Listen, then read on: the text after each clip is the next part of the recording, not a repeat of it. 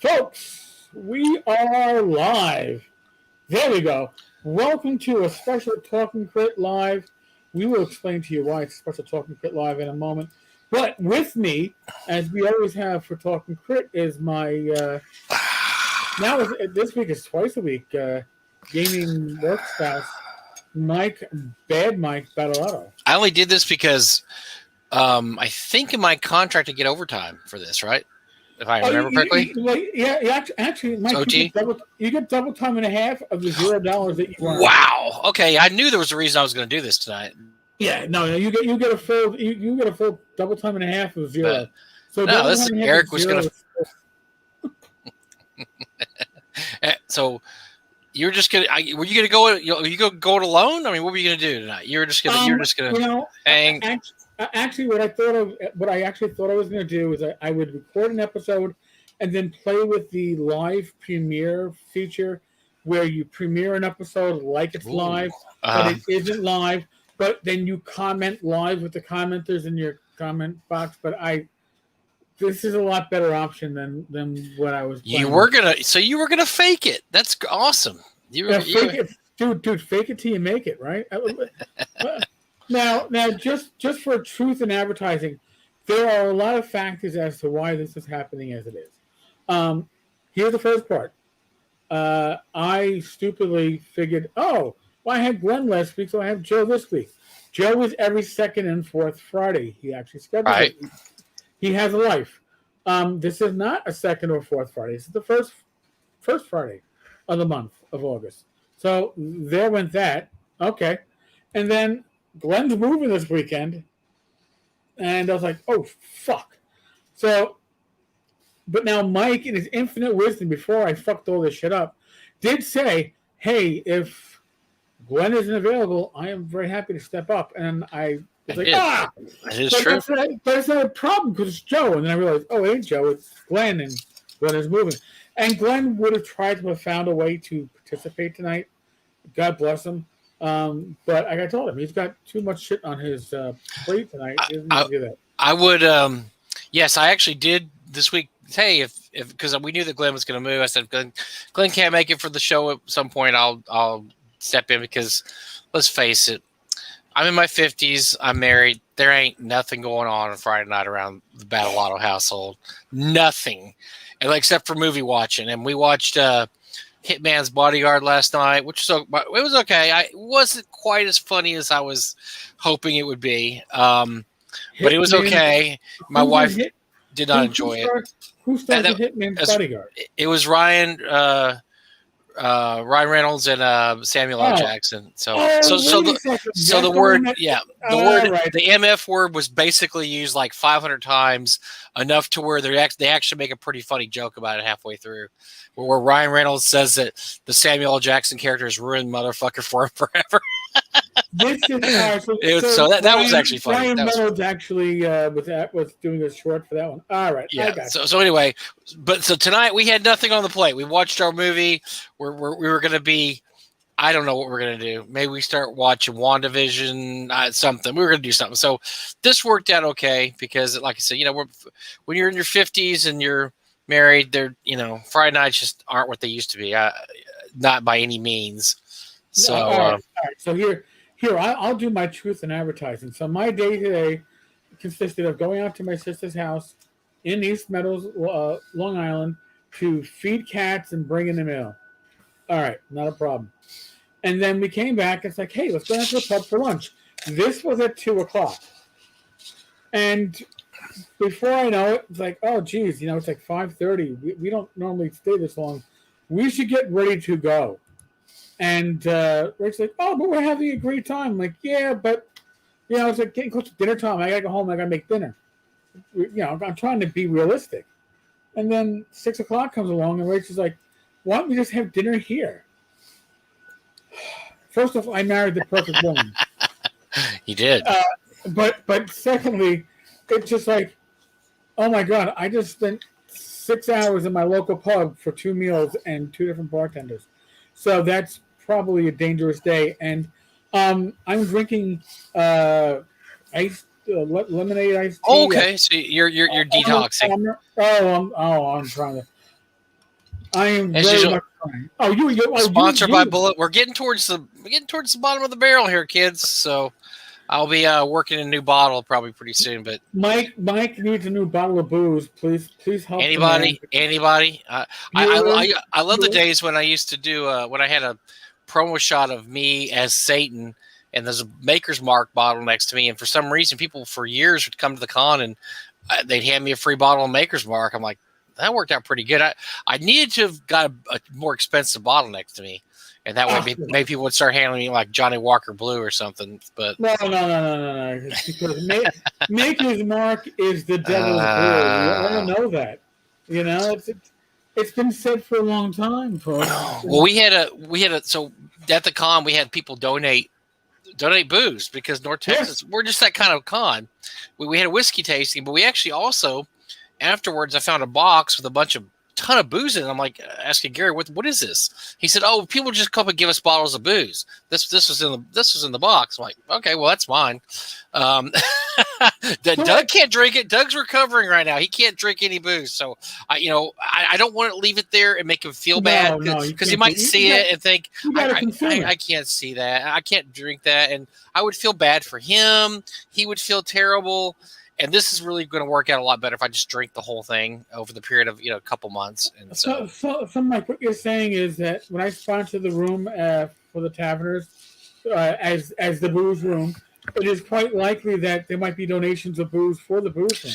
That would be that's why we're in this business, Eric. In case you've never figured it out, Jason Brown. Well, what's up, bro? Jason! Notification special episode. I was catching up on the Lloyd Metcalf interview. Why are you wasting your time on the Lloyd Metcalf interview? I mean, no, I'm just kidding. Speaking of which, how is the Lloyd Metcalf Kickstarter going? Let me check here. I'm going to check right now. Kickstarter. I don't know. What is this Kickstarter? Floof Quest. Yes, we had Lloyd on. We had a great time. That was fun. He's looking at, he's doubled his goal. He's at $1,007. His goal was $500. So that's good. He still has a couple more. He has 17 more days. So that's great. See, Jason, that's how professionals do it. If you did a Kickstarter, maybe you can make some money too and stop living off your wife. Greg Gillespie, Mr. Barrel Mays himself is, I might have to, I don't know. I may have to fill in for Joe or Glenn more often. I didn't know Friday night brings out all the luminaries here. All the luminaries we'll have to bring. We just get people like Zach, and who cares about Zach? And we just get Lou. We get Lou. Yawn. But no, these are the professionals here, man. She likes to fill in your wife. So anyway, we don't really have a necessary topic or discussion, but we were engaged in a pretty deep conversation before we came on, so we can just continue that because we did have some big news that came down. Was it after the show or it was this week? After the show. Yeah, yesterday, right? Yeah. Or no, Thursday about it came down on the 4th. Technically, okay. So it didn't even get to N-World until the 6th. Which is what today. Well, if it's not on N-World, we don't know because we. Yeah, that's N-World, man. It just didn't happen, yo. No.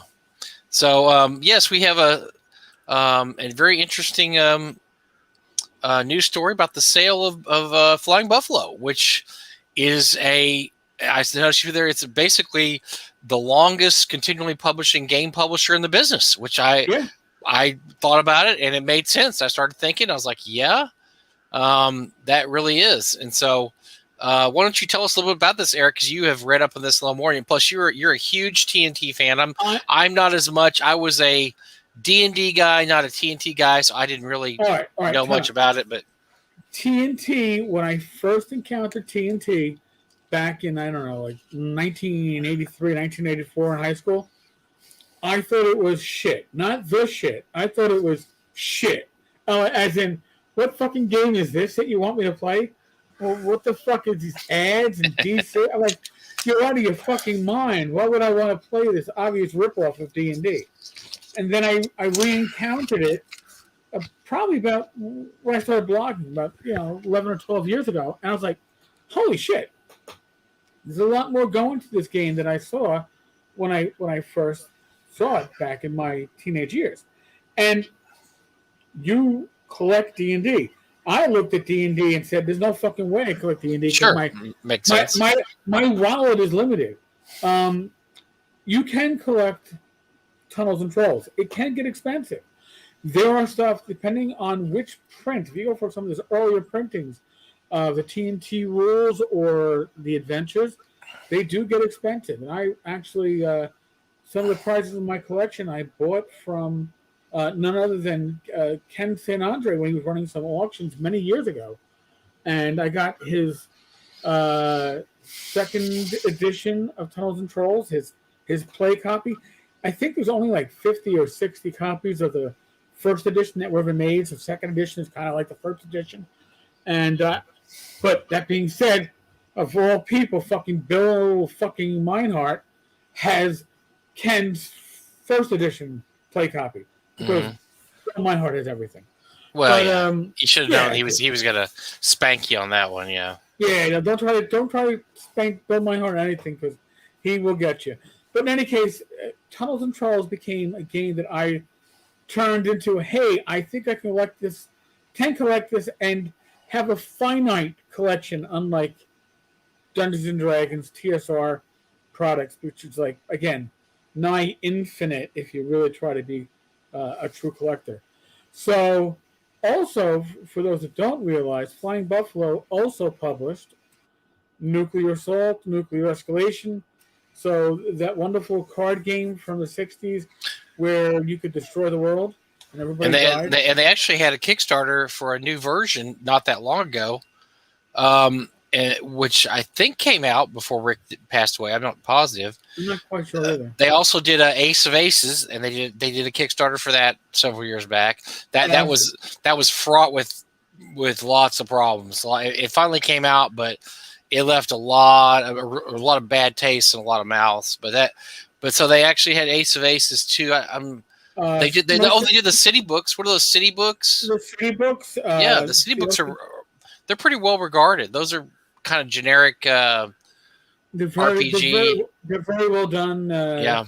You also had Mercenary Spies and Private Eyes, which I thought was a very well done James Bondish game. Here's my humble opinion on Tunnels and Trolls.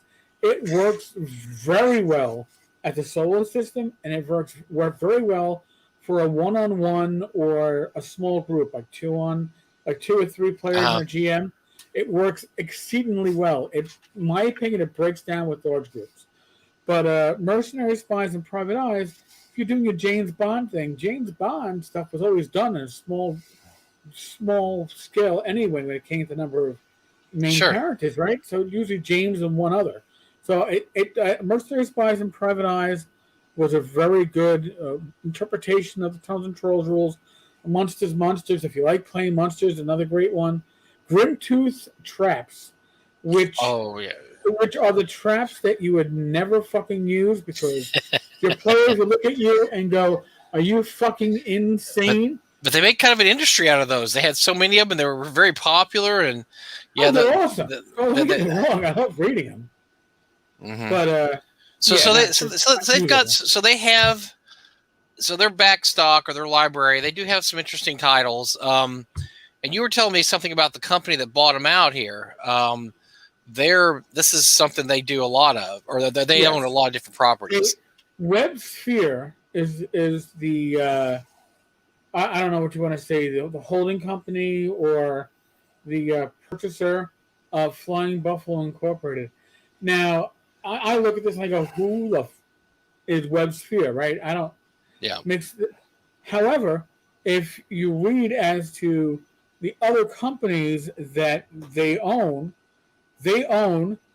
Troll and Toad. Now, if you don't know who Troll and Toad is, it's kind of like a smaller scale Noble Knight. And I actually bought stuff from them years in the past. Troll and Toad used to be a lot bigger than they are. Well, they were a lot more involved in the RPG scene than they are now. When you went to like Gen Con, they had a huge booth there. They had a huge presence on eBay. I don't know if they still do or not. but they're very much a business. I mean, they bought out a few other smaller. So here's a little bit of history. So back in the early 90s, when internet was just getting started, one of my few claims to fame is I was one of the first people to buy, sell, and trade RPGs online. I've been doing it since 1992, really professionally, so quote unquote, since 94, which is you start adding that up. That's a long time, and I can't believe I would do that long. But there was like 5 of us. There was not Noble Knight wasn't even around then. It was Jason Zavoda, myself, Aaron from Dragon's Trove. There was about 5 of us, and we would get on the boards and we would offer things for sale. We all knew each other, and Sages Guild was one. And so as time went on, more and more people got involved in the business because they realized there was money in this. And so that's kind of when Noble Knight came along, and then Troll and Toad came along. And Troll and Toad, they kind of came along the business by buying, I think they bought Sages Guild and another company too. And they kind of bought them out to kind of start their back stock with. And and my first Gen Con was 2007, or I went to 2007, 8, and 9, something like that. And they were there. They had big giant booths there, and they had stuff at discount. And so they were pretty big at one time. They did. I would say they're probably one of the bigger. They and Noble Knight were probably the 2 biggest sellers of new and used gaming stuff for quite a while. And I don't see their name mentioned as much anymore because I think they moved more into Magic cards. I think that was where their bread and butter was starting to be made, and I think they started doing a kind of a switch into Magic the Gathering stuff. And there's a lot of money to be made in Magic the Gathering. Oh, God. And the great thing about that, too, is you can get into Magic the Gathering, and the storage, you're not having to store 8 million thousand boxes of books. Magic cards are that big, so you can have a gigantic Magic card collection, and it could fill up one warehouse, and you still have a giant collection. Whereas if you have something like Noble Knight has, they've got like 3 gigantic warehouses in this big, gigantic headquarters because it takes up a lot of space. Magic doesn't take that much space up, so I don't know if that was one of the reasons they finally started moving to Magic. I mean, there's a lot of money in Magic, obviously. But apparently they're still around, and they're still buying out smaller companies, and I think mostly for the back stock, for all their stock. So not only does Webb Sphere own Troll and Toad, but they also own Toy Vault, which is a toy poacher. I've heard it. Didn't Toy Vault do some of the big Fallen toys or something? Gosh, this sounds really familiar. It does sound familiar. Home decor brands Darware, Decora, and Old Home. I don't do home decor, so I don't know shit about that. Jigsaw puzzle manufacturer Michezo. An array of companies also specialize in property acquisition and development, business and consumer fulfillment services, liquidation outlets, and hobbyist gardening supplies. So I don't know how we can synergize that with Tunnels and Trolls, but I mean, personally, one of the systems that I would love to see come back was I had a shit ton of fun with this Lost Worlds. Now that was a fun. The solo gaming books, those were pretty ubiquitous during the 80s, especially. One-on-one. You used to see those everywhere, and you go to conventions, people would be playing those, and one guy got one book, one guy got the other book, and you were off to go. Yeah, no, that was a solid fucking system. I gotta go through my closet and dig that shit out. But yeah, I mean that was just fun stuff. So.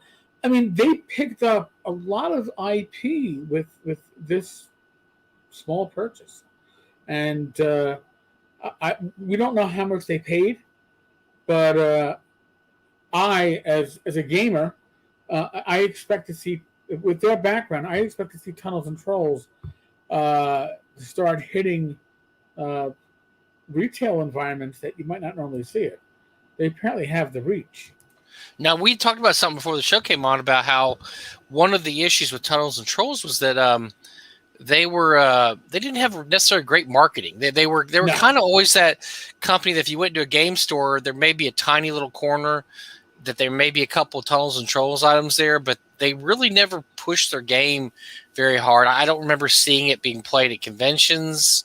It was just kind of there, but it wasn't really promoted, at least in my part of the country, Texas, the South. I never saw it promoted very much. New York, you didn't see it promoted much. My experience with Tunnels and Trolls, it has a very loyal following, and it apparently did very well in the UK because there are many UK variations or additions to it. There was the UK black and gold box, which is a beautiful oversized box. It's hard to find in good condition. You had the orange box, which you can't find without busted corners, and it's hard to find. And the rule book is stapled. But even better than that, though, you had the Corgi editions. And I had mentioned this to Mike prior to this. The Corgi editions were generally, I think, except for one of them, it was 2 solos and a stripped down version of the rules. And the rules were full. It was a full version of the rules, just didn't include a lot of the extra class and some of the deeper spell lists, but very playable, and you could definitely play with 2 or 3 players if you had your own adventures to run with it with the rules that were given. Up until, I guess, this sold, or until Rick passed, you could buy these books over at Flying Buffalo Incorporated. But from what I'm seeing today, Flying Buffalo Incorporated does not have a web store that is live at the moment.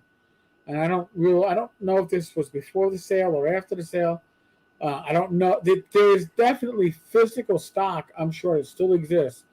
I don't know how they're going to sell it. I don't know if they're going to liquidate it with one of their liquidation companies.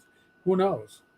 That's going to be interesting to see. But that was one hell of a bargain for TNT stuff. Sorry, I was muted there. I tell you another thing that kind of slowed the growth. So if anybody's ever read, the Tunnels and Trolls came about because I guess Ken St. Andre thought that D&D was too hard or too involved. He didn't like how people played it in the 70s. He thought it was just too much going on. So he created kind of a simpler version. And so you think, hey, that's a pretty good marketing tool, because a lot of people did think that AD&D was too lengthy and too convoluted, this and that.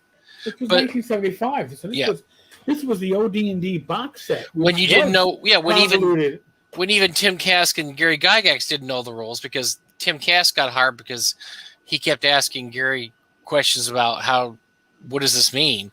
And Gary got tired of answering. He said, look, why don't you just come work for us and you can answer those questions for me? I don't want to do it anymore. But one of the things that I think, because first of all, some of the first adventures they had what's the big city one? They had a city one. They had a couple others.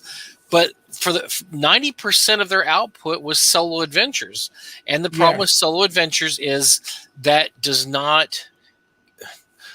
it doesn't give you an example of play. And one of the things that D&D did, I thought was really smart, and Gary couldn't understand that they needed to do it, was when they put out adventure modules. And Gary, if you've read the history, was very much against putting out prefab adventures. He didn't understand why you needed that. His thing was, you just write your own adventures, you come up with your own stuff. But that turned out to be a great idea, because it gave people an example of play. I didn't know how to play when I first got the game. I learned how to play by reading adventures. And you can say, oh, that's what a dungeon is supposed to look like. That's what a monster encounter is supposed to look like. This is what, and you're supposed to have this party of adventures. And there was even pictures in there, and you could see, oh, there's a party of adventures fighting the giants. That's cool. So they set up this whole thing where, and we've also Eric and I talked about more about of the past about commonality of experience, about how, hey, everybody's played Tomb of Horrors. How'd your group do in it? Oh, we did this. How'd your group do in B1? I mean, so you had this commonality of experience. One of the problems with TNT was, because it was so much geared around solo modules, it wasn't really promoting group play, and there was really no examples of how to play a TNT game in that regard. No, it was very awkward in how it dealt with that. And the problem with the solos, too, is that a lot of the solos were written for high-level characters, and you never got a character to that level running it through solos. Mm-hmm. So everybody I knew when I was a teenager that had Tunnels and Trolls, and a lot of my friends had it. Again, I didn't like the system back in the 80s, but a lot of my friends swore by it. You had to cheat to get through the adventures because there was no other way. Or you had to create a high-level character just to be strong enough to survive this stuff. So that you don't have a DM able to arbitrate or balance things out for the party. You have a pre-programmed rule or setting book or adventure book. So Tunnels and Trolls has had that problem though for a while. They've had some party adventures written over the years. They are regretfully few and far between, but I really do like the system for small groups or one-on-one play. I think it really excels. I don't even know if the deluxe rules really excel for a large group because as a D&D player, we know how the OSR rules or D&D or even 5e kind of breaks down between like the group. Everything can break down to almost like solo encounters, but TNT pretty much groups each side's attack rolls together. So if it's a large group, you'll almost always defeat a smaller amount of enemies, or what we used to call the spiral of death, is that when it comes to the monsters, as they weaken their actual attack rolls, their dice pool gets smaller and smaller. So the circle of death is that once you start destroying something, it'll just die in the end. Yeah. So those things have been addressed in later editions of the rules. I still think 5 or 5.5 is probably the strongest version of the rule. But hey, I'm an OSR gamer, and that's probably the OSR point. And those rules are like 1980s. So I guess that's where my preference lies. If you can find the Core G rules, they're based upon the 5th edition rules. So yeah, there you go. That's the ticket. So we what's interesting? So it's interesting to see what's going to happen with that. And they just put out they had a Kickstarter a few years back for a new version of the rules that finally came out. That was very, very late, and so they, we may not see anything else from Tunnels and Trolls ever at this point. I mean, it may just be selling back stock of what they have already. So I don't know. It's interesting. It's going to be interesting to see what actually happens with Tunnels and Trolls, or if anything. Well, my understanding is that prior to this, Rick Loomis had a very generous licensing. If you were a third-party publisher and you wanted to license Tunnels and Trolls to write adventures for it, now I don't know this as stamp on fact, but I've been told by more than one source that Rick's licensing fee was $1. Mm-hmm. You want to write for Tunnels and Trolls? Here's the contract. It's $1 for you to write for Tunnels and Trolls, and these are the guidelines. Now, is the new owner going to follow that same course? Again, I don't know. Rick was very wide into the community. Right. Yes. I don't. This is a holding company, so they're in it for the profit. I don't know how much of profit there is to license the ability to write adventures for a system for $1. I don't know if people that wrote things prior are going to be grandfathered. You would think they probably would be, but I don't know if it's going to go on going forward. What I'm going to find to be very interesting is what's going to happen with Ken St. Andre, because he writes a lot of stuff still for Tunnels Sure, Control. Yes. And it's going to be interesting to see what happens with Ken. So, interesting times, right? Isn't that the Chinese curse? Yeah, that kind of came out of nowhere too. We're usually pretty up on news that just because we've got contacts or we just know things are happening. That was kind of a. I mean, not entirely unexpected because with Rick having passed, it's he's kind of the whole brainchild behind TNT, and so with him having passed, there wasn't a lot of reason. There wasn't anybody to really step up.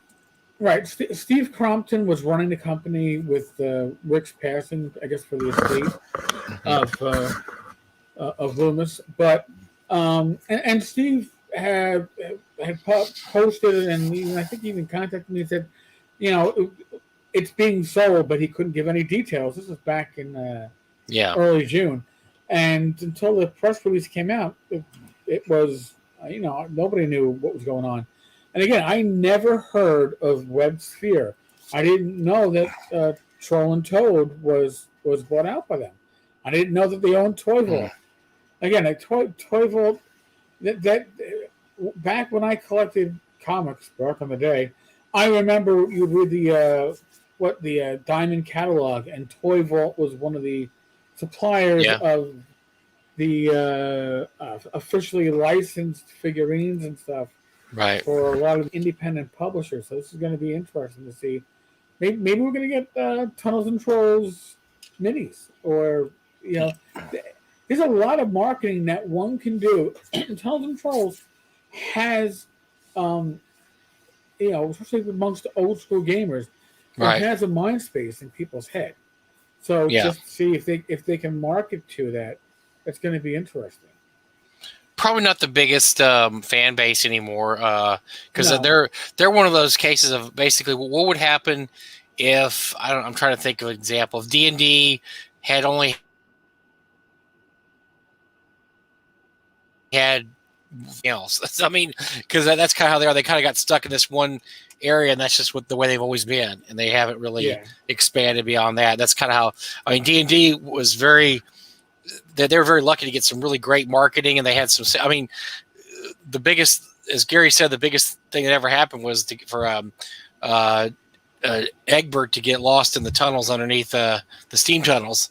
And that gave them such huge publicity. They sold more that month than they ever sold in the history of their company. And from then on, they were being covered in the media. Maybe Tunnels and Trolls need somebody to get lost in a steam tunnel somewhere and then get on the news. And they might have said, "Oh, Tunnels and Trolls, let's go check out this new game." Well, you know what? We'll have to Ken St. Andre and see if Ken will volunteer to get lost in the steam tunnels of Tucson, Arizona, or whatever he's out in Arizona. I don't. The deserts of Tucson, maybe. I don't know. Ken St. Andre, creator of Tunnels and Trolls, was lost in the deserts of Arizona. Now that would be there you go. That would do something. I think that might move the needle, but I don't know. Nowadays things are so weird. You never know. It might not even move the needle anymore. Yeah, maybe not. Perchance, but to dream. So, Mike, before we came in, you were talking that you got some Kickstarters you wanted to mention. Yeah, I did. Did I? Wanted to mention some Kickstarters. Yes, you did. And I don't know which ones they are, so I can't help you, man. I don't. I don't remember saying that, but I guess I might have said it. Oh, sorry. You said it in the PM. Oh, I did. Okay. I wanted to talk about some Kickstarter. Well, I don't know which ones. I will talk. Let's talk about a couple coming up. We got Necropolis with Frog Out Games. They're trending towards 100,000. Really? Yes. If they've got that little thing you can go on and see how should your Kickstarter do, and I think right now it's trending for close to 100,000, maybe 90,000. Right now we're looking at 73,000, and it still has 2 weeks to go. So that's pretty much within range. That's definitely within range. Yeah, and we've got and that's kind of cool because that was a Gary Gygax adventure, which there aren't a whole lot of those still kicking around that haven't been redone before. Mark Greenberg did the Swords and Wizardry version of that, and he's going to be on the show next week talking about that. And we're going to have some fun with Mark because I noticed today.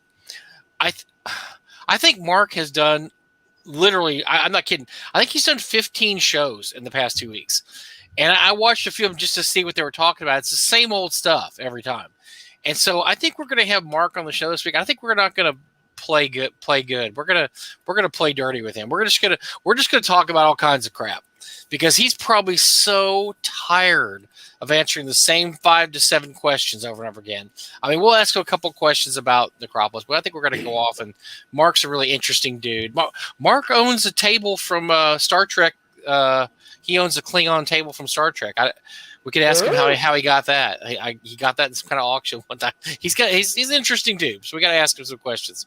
But that was I don't know if that was one of the ones I was going to talk about because I don't think I was going to talk about that one, but I don't remember which ones I was going to talk about.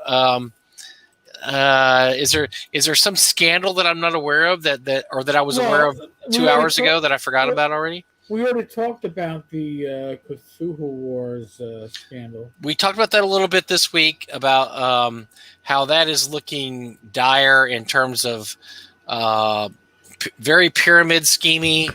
Yeah. And it's really weird because Sandy is such a respected name in this industry, and he had he called Cthulhu, and then he had a long career with ID Games, Quake. I mean, he's just done all kinds of stuff. Came back to Chaosium, and it's just, he's been there, and then he came up with a game called Cthulhu Wars, which absolutely blew up about 10 years ago. I can't remember when the first edition came out. It just blew up because the miniatures are so cool. The miniatures are awesome. A lot of people just bought the game because the miniatures are just so incredible. Oh, they're a joy to look at. Oh yeah, and I'm sorry. Go ahead, Eric. No, I was going to say, it's like one of the questions on the update, and I think this is the most pertinent one, because what we discussed is, why aren't they printing copies? Right. What is the status of the funds? Do you have the money to print, like Sandy said, or is that all just gone on operating expenses already? Now, I will give credit for any Kickstarter to do a Q&A like this and actually put up questions that are real questions, not fluff questions, not the, sure, hey, we can answer this question and kind of not answer this question. As Sandy said, if we were only printing the backer copies, we could. But we must print much more than that without the withdrawal to do so. Yeah. Which is the new situation we find ourselves in. Why do you have to print more than what the backers are promised? Because this is your window to make your profit. And you know what, backers, you aren't fucking profit. You already paid for shit. I hate to say it like that.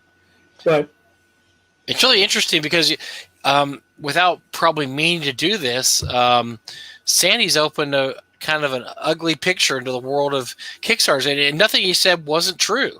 It was just that people who did Kickstarters usually don't talk about this. It's not something you talk about because the story is that you're doing the Kickstarter for the people who backed it, and they need to get their copies, and that's what it's about. And that actually, if you know much about Kickstarters, that's not what it's all about. Number one, there's always little rules about Kickstarters, but I realize, for instance, let's say you have a Kickstarter and you're looking for $10,000.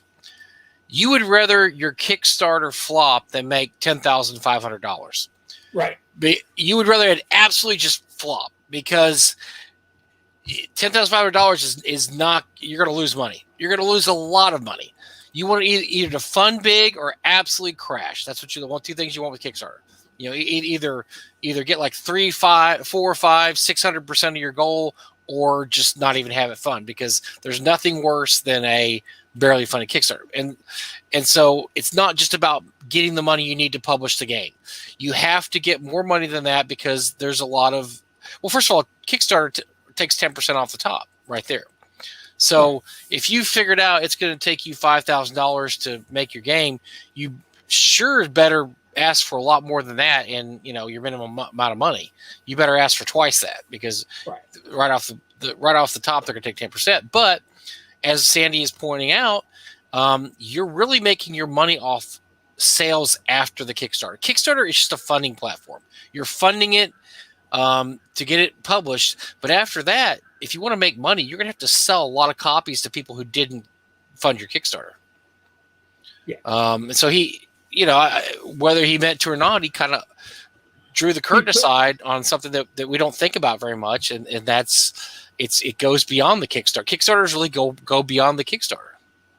Right, and here's is Peterson Games really just going under, and are you trying to put up a front that everything is fine? Of course, everything is not fine. If it were, OS4 would be nearing the end of manufacturing right now, and this would be good news.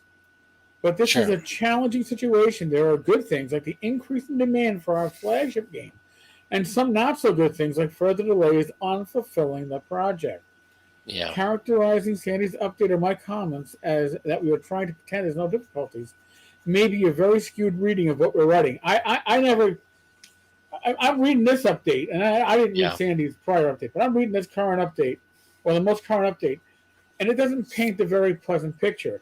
And like Mike says, it really paints, and this doesn't go to most Kickstarters. This doesn't go to a lot of these third-party publishers or smaller publishers that are putting stuff up and are not looking to do this as a main means of making a living.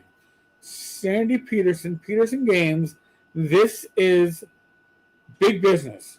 All right. And yes, we could fulfill these projects, but we wouldn't be making any profit off it. And there's no point doing something if we're not making a profit off it. Here's another way to look at it. And I'm talking into my ass, so don't say Tenkar said it's a pyramid scheme. But we've seen this before. Okay. The miniature company that I can't fucking name right Center now. Center Stage Miniatures. Center Stage. I know where your brain's going. Yeah. Center Stage Miniatures. It was effectively a pyramid scheme because they had to keep funding new Kickstarters to get the old Kickstarters out to keep things moving. Well, in this case, you pretty much are saying that the only way prior backers are going to get their stuff is if we either have an investor or if the public comes in and says, hey, let's back another project that we may never see so this old project can get out. That's not the way to run business. That is not the way to run Kickstarters. And honestly, like Micah said, you're pulling back the curtain, but you're pulling back the curtain for somebody who is literally, and I don't know Sandy, all right, but as a business, this is a business that's telling you as a backer, fuck you. Let me get my finger on the right part of the screen. Fuck you. You don't matter. Mm-hmm. Your money was good when we thought it could bring us to the point where we can make a huge profit. But since it can't at this moment, you don't matter. Sit and fucking wait. You'll get your shit when we can make money off of your investment.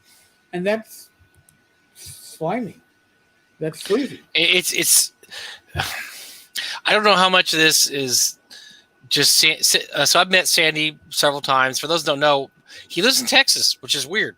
He doesn't even live that far away from me in Texas. So I never knew this until because a lot of the computer game companies and in the 80s, 90s, and even the aughts were based in Texas. They still are. And ID Games is based in Texas a lot more. So he lived in Texas. He came to a couple of North Texas NTRPG cons.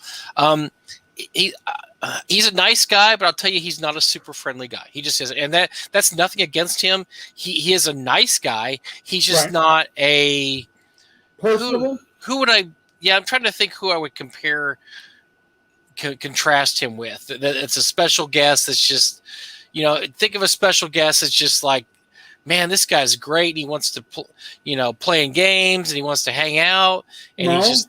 Rasmussen is just like the nicest gentleman you're going to find. So, I mean, I'm thinking about not even really Merle, because Merle likes to come to cons. He likes to hang out with his wife a lot. He doesn't go drinking with the buds kind of guy. Well, we need somebody who drinks, then that would have to be Alan Hammock. Yeah, there you go. Alan Hammock. Alan Hammock is a guy, you hang out with him and he's just a nice guy. Super self-effacing, funny, just, hangs out, one of the guys, and just, very much understands his place in RPG history. Sandy's kind of the opposite of that. Sandy realizes he's a big deal. He's made millions of dollars in the industry, created a whole genre. And so he's a little, I don't want to say full of himself because that makes it sound bad. It's not that. It's just that he's aware of his place in history. He's aware that, the same way that Margaret Weiss and Tracy Aikman would be. We were glad when they came to North Texas. We didn't expect them every year because we knew that we were getting a gift from the gods to have them come that one time, because they were, I'm sorry, our convention's beneath them.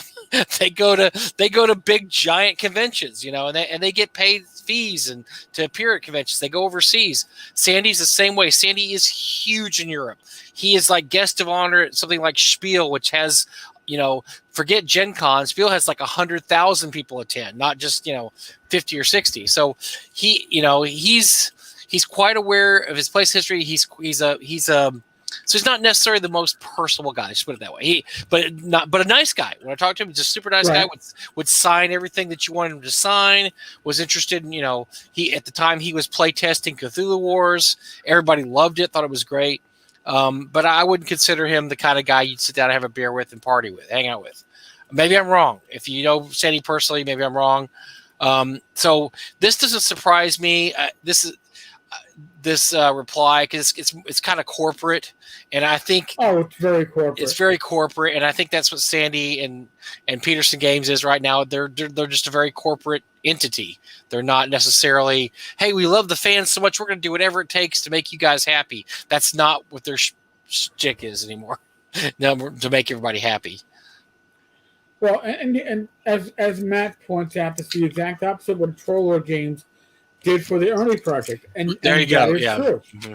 I mean, and they came into this, and again, and I've said this before, for all of the potential and actual fuck ups that happened in the tomb, the project of Ernie and Benoit. Yeah. The smartest thing they did was they took the money and they put it in a business account, and they said, this is only for the Kickstarter.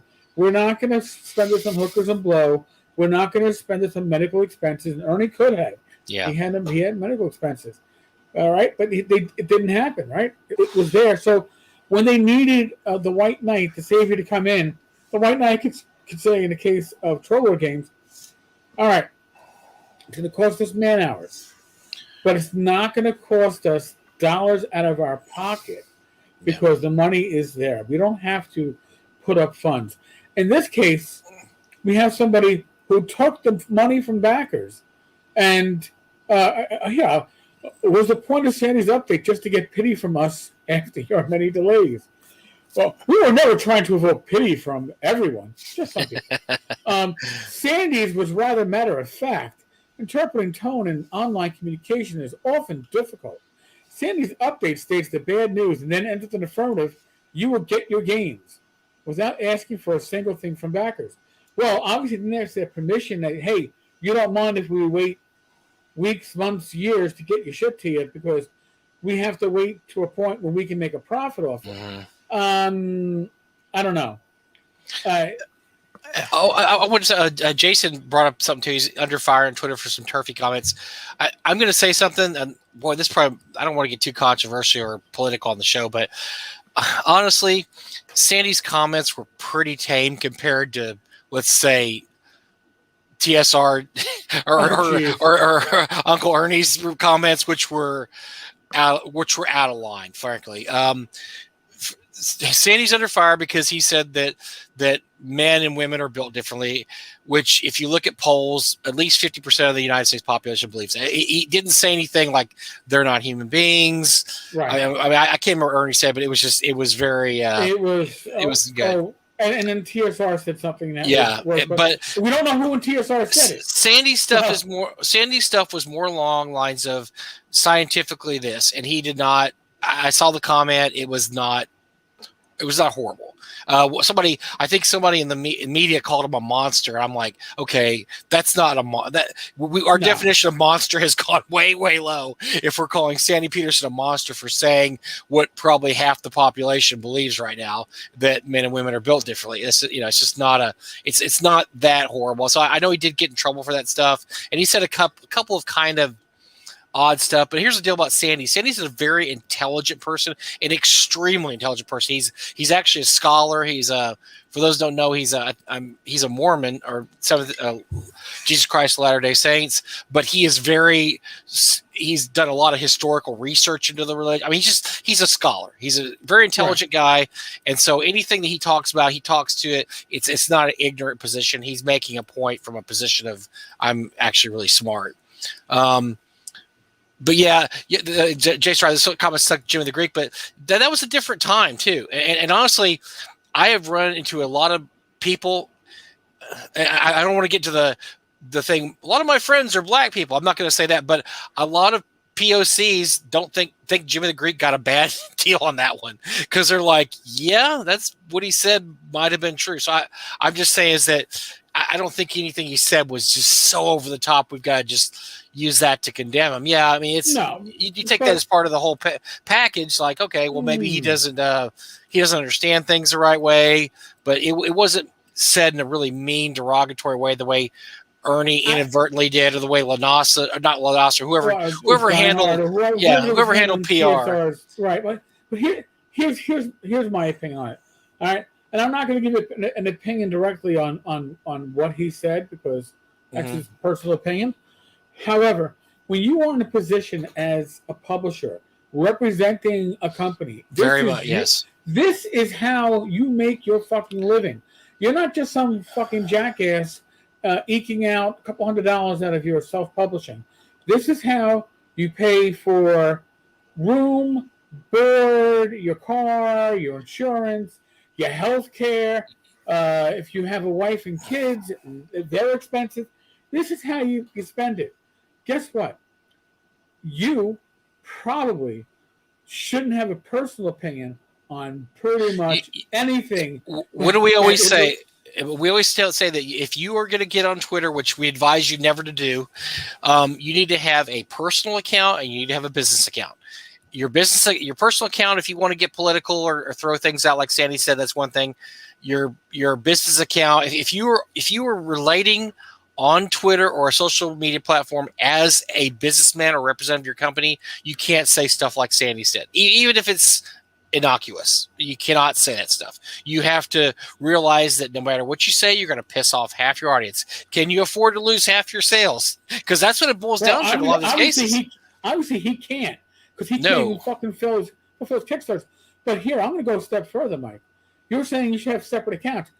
My personal stance on this, again, if this, especially if this is how you make an important amount of your income is in any kind of business, your social media should be so vanilla, so bland. Aside from pimping your products, it should be like maybe, yay Jets, go Mets, Yankees. Not even Yankees win. People fucking hate the Yankees too. I'll tell you how. No, here's how bad it is, Eric. Because George R.R. Martin had a social media account, and he's come under fire because he's a Giants fan, New York Giants. He gets people that are so pissed at him for being a Giants fan. I mean, I know people, just because nobody cares what football team you root for or baseball team. They don't want to hear about it. They want to hear, if you're George R.R. Martin, write your effing books and put them out. They don't want to hear, a breakdown of the Giants game last week. It got so bad that people were boycotting him just because he was a Giants fan. They're like, why are you watching Giants games? You need to be working on, Game of Thrones Part 7 or whatever, 6 or whatever you're doing. And I'm a Jets fan. I wonder why anybody watches a Jets game at this point. I mean, Jason says Eric is right. Jason, that's a bad path to go down. Hold on, Jason. I'm going to screenshot this because I'll never see that again. That's a bad. Okay? That's a terrible path to go down, Jason.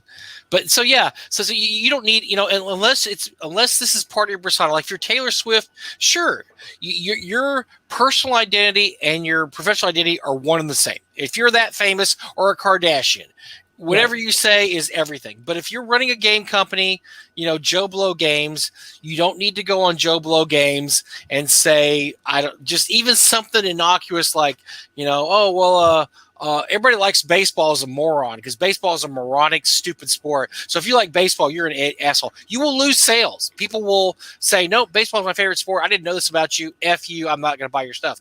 That's just an innocuous topic. Imagine if you give a reply to something that's political or in the news. Oh my gosh, you can get some really bad stuff, and so yes, you need to keep that stuff separate. I think Sandy operates from a position where he's a very intelligent person. He's a little bit snarky if you notice his replies, and I don't think he realizes the damage he does when he says stuff like he said. He probably just thinks that's just business as usual. I'm just telling him the truth. I'm telling him what, this is what goes on. Yes. And that is, a huge part of it. Again, we forget, and when I say we, I'm not meaning like Mike and I, although occasionally I will forget. Social media is a fucking cesspool, okay?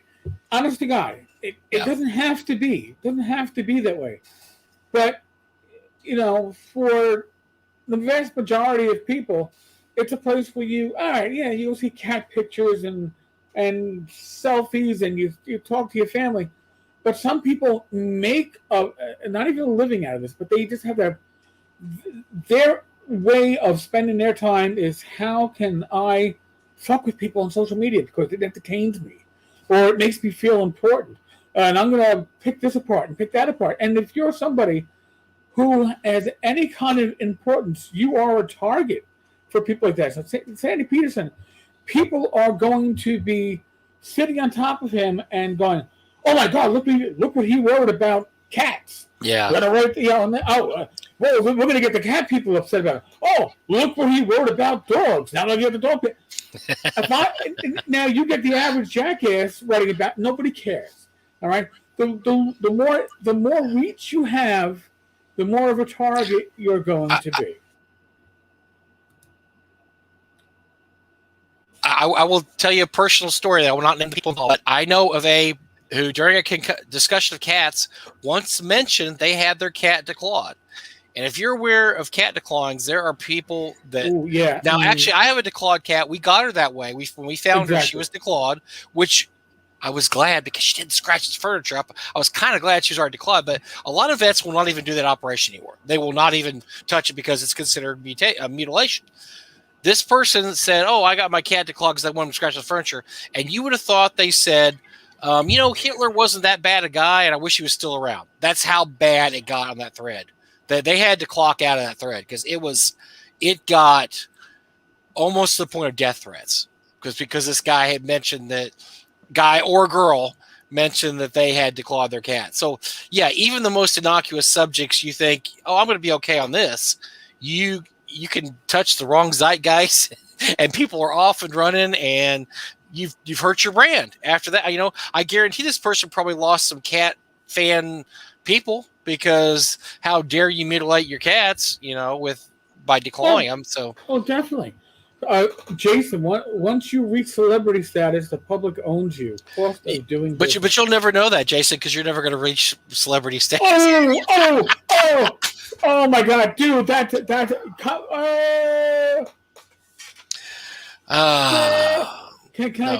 I do the soccer screen? Go! And so we can say this about Jason because he knows we love him. So he knows we're just joking. He in our mind, he's a star along the lines of Easley and Elmore. So I'm a special guest every year. That's true. You have that, and Zach Glazer isn't. So there you go. And Lloyd Metcalf isn't either. We found out. So you have that on those two guys. So but they are staff, so that must count. Yeah, that's true. But yeah, so oh, I can imagine the look on Jason's face right now. Anyway, yeah, so you've got to, this is something that's really sad that we've come down to this as a human species, that some innocuous remark you make on social media can basically ruin your life. Hell, did you ever watch Black Mirror? Eric, there's a great Black Mirror episode about social status that's just absolutely right on the money. They've done actually some pretty good riffs over the years about social media and how it might develop in the future, and pretty much they've been pretty spot on with what I think was going to happen too. I mean, again, the more quote influence you have, and this channel at 955 subscribers, right? Critical mass is 1,000. The closer we get to that, as Mike said on Wednesday, the more concern trolls we see suddenly popping up and trying to exert some kind of influence, because we are influential, and we're so influential, we're pathologically neutral, or something like that. That Grim Jim said something similar to that about me. I mean, we're not without our own opinions, but if it's not important to what we're doing, and which is usually not important, because we're just talking about what's going on in the industry and our games and stuff. Look, some people there's a lot of money in clicks, and some people who especially do YouTube, who do social media, they don't really have an opinion on anything. What their opinion is, what is going to get me a click. Yeah. And so if I say something really over the top, for example, the idiots at Clownfish, who are idiots God. and who didn't know anything about the whole AD&D, Lanasa, Ernie, brouhaha. They knew nothing about it. All you do is watch one of their videos to show that they knew absolutely nothing about it, but they knew enough to know that they would get clicks. So they did a video about it and acted all upset that anybody actually said something bad about Ernie and Lanasa when they had no clue. They didn't even know that Ernie and Luke were brothers. So no, they didn't know they were. They thought they were half brothers. Yeah. So that's all the important research they did. Yeah. Which, by the way, is the same issue that the young ladies at the Gen Con YouTube channel. No. Whatever happened to them? We were going to follow up on that. We never did. You know what? I followed 2 weeks in a row, and then and the 2 weeks that I saw, where the 1 week they kept on calling him Gynax, and before they corrected themselves. Ernie Gynax. Gynax, yeah. No, they kept saying Gynax. Luke Gynax. Which already tells me that you're only talking about this subject because you're hoping to get viewers. You're hoping to get those clicks because you don't know what you're talking about. And 2 weeks in a row, called Ernie and Luke, had different mothers and didn't get along. And here's what annoys me, okay? My little pet peeve, and if I am guilty of this, please call me out on this shit because I deserve to be called out on it. Something that a very simple search on Google. Spend 5 seconds, type it up now, hit enter, Luke and Ernie Gygax. Wikipedia. Oh, even that. All right. But seriously, if you're that fucking lazy that you can't... If you're going to talk about something for 10, 15 minutes, have some knowledge about what you're talking about. It isn't that difficult. But in those cases, that's why it's about the clicks. It's not about actually giving you any news. It's about, hey, this is a hot subject right now. Let's cover this. We'll talk about this, and not having any knowledge about what's going on. The Clownfish videos about Ernie were all about how Ernie was such a respected person in the hobby. Say what? And how dare somebody criticize him when he was there and he started D&D and he started Gen Con.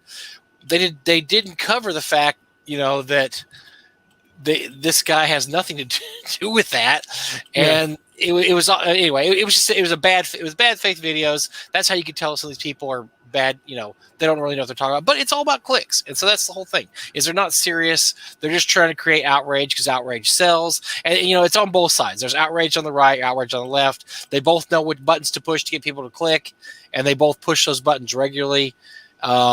And they get people that are outraged and get all crazy. And you know what? 3 weeks later, guess what Clownfish is talking about 3 weeks later? They're not following up on Ernie or AD&D or TSR or Lanasa. No, going to get them clicks. No, nothing at all. They don't care. They never cared. And so that's one thing you have to do yourself.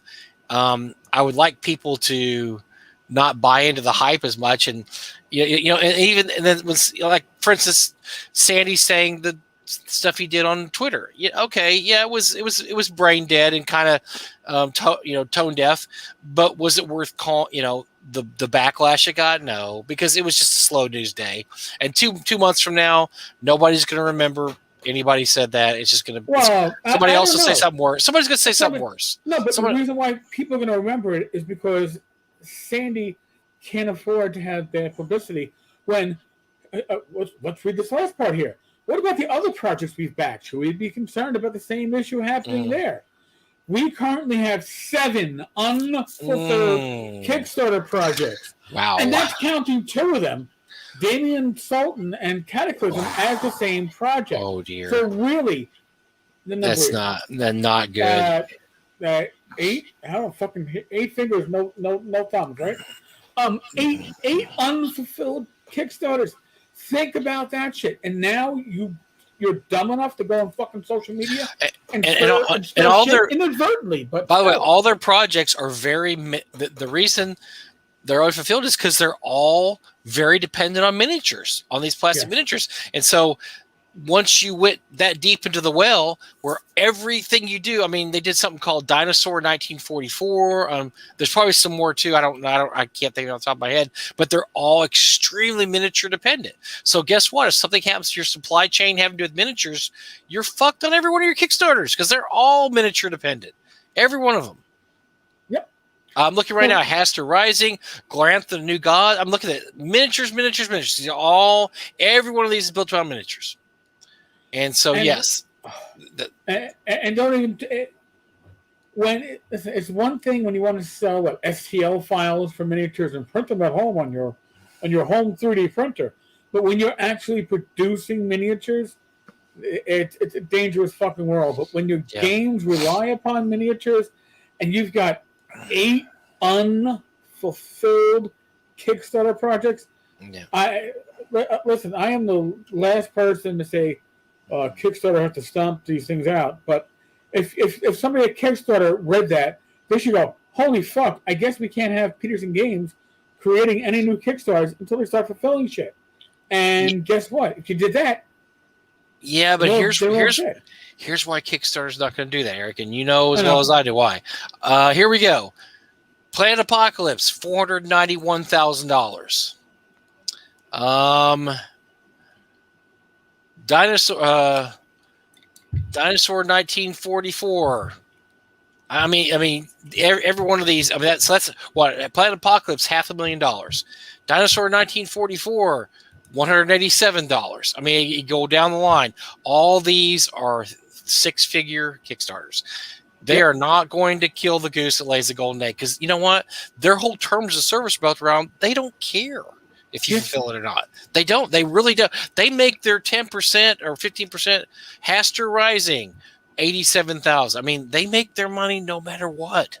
And so they're not going to kick down this kind of stuff unless a state's attorney general gets involved or something along those lines because they don't really. It's just going to hurt their bottom line. It's all it's going to do. It's not going to help them one bit. Glorantha the New Gods, $250,000. I mean, it's just their last 4. Their last 4 Kickstarters, we have over $1 million. And there's no incentive. There's no incentive for Kickstarter to crack down on this.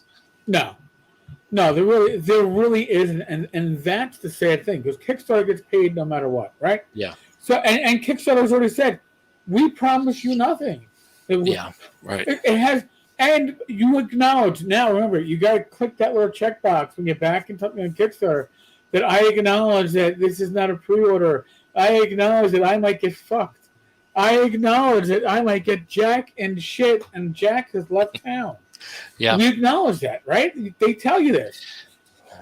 But here's what sucks about some of my Peterson games, though. They're such a well-respected name in the hobby. It's not like it's Joe Blow or Center Stage Miniature, or someone that you never heard of before. Right. And you're like, oh, well, I understand this guy screwed us because we never heard of him. This is a guy who's already fulfilled millions of dollars of Kickstarters. And, this is the kind of guy you think you would trust. He has a track record, right? This is exactly the kind of guy that everybody says, this is the guy you give your money to. Somebody who has a track record of fulfilling. This is not Bob Bledsaw and, Majestic or Wilderlands, which that was their first Kickstarter. This is not something along those lines. This is somebody who's very established and supposedly should be able to put this stuff out. So it's just it's disappointing. It's going to be interesting to see what happens. I mean, I guess we shouldn't spend all night on this ranting, but yeah, it is. It's a pisser. I mean, it really is. It sucks, and it sucks for everybody involved. I have friends, I have family that have invested in Cthulhu Wars. My brother's got a couple $100 in that, and he may not. I don't know. You may or may not see it ever. Doug always backs every Cthulhu Wars project very highly. He's got boxes of Cthulhu Wars stuff in the warehouse, but who knows? I mean, I was impressed when I saw it at North Texas years ago. Sandy I was like, wow. Only reason why I didn't pick it up because there's no way I was going to get it back through LaGuardia Airport in my carry-on. And I was just like, this is just too damn big. If you want, look, Eric and I remain, if you want to consult us about Kickstarters, we're not Skeeter Green or Zach Glazer, who do seminars on this and who've actually done projects. But Eric and I guarantee in an hour could give you 10 bullet points that would help you immensely. And we would do it for free too, just because we like you. Right. You know, and hold us, and as long as you hold us completely not responsible for any failure. But, you know, some of that stuff is just so basic that, it's mind-blowing. So sometimes I still see, and Eric does this thing where every once in a while he highlights Kickstarter where they're just absolutely clueless and have nothing. Wayward Kickstarters, man. Oh, wayward Kickstarters. And yes, we would help you from becoming a wayward Kickstarter. Definitely. But honestly, the great thing about our hobby is there's a lot of people out there, people like Skeeter. I don't like to say good things about Skeeter and Zach, but they've done this before. They've been down this road. They could give you great advice. They do seminars on this. Guys that we've had on the show, like Ben Burns, the Barshes, they've all done Kickstarters. They're the kind of guys that literally you could contact them through Facebook and ask them a question, and they would help you out and ask you. Right. I mean, they'll tell you what you should probably do. Yeah. We could tell you what not to do. Right. All right. We're more geared towards the negative side of Kickstarter, where we can tell you this is what you don't want to do. You definitely, rather than the nuts and bolts of it. I'm not going to get into the nuts and bolts, but whether or not you should get some kind of program that runs this or that, or because there's different schools of thought on backer kit, stuff like that. I'm not going to tell you about that. What I'm going to tell you is stuff that Eric and I say all the time. Right. Yeah, and I'll tell you, one of the things that the people that really succeed in Kickstarter, one thing they do that is absolutely the smartest thing to do is they go to a lot of conventions and they talk to a lot of people and they make a lot of connections. And that's one thing that if you're thinking about doing a Kickstarter, I would start working on that immediately. You need to start talking to people and you need to run your Kickstarter at conventions.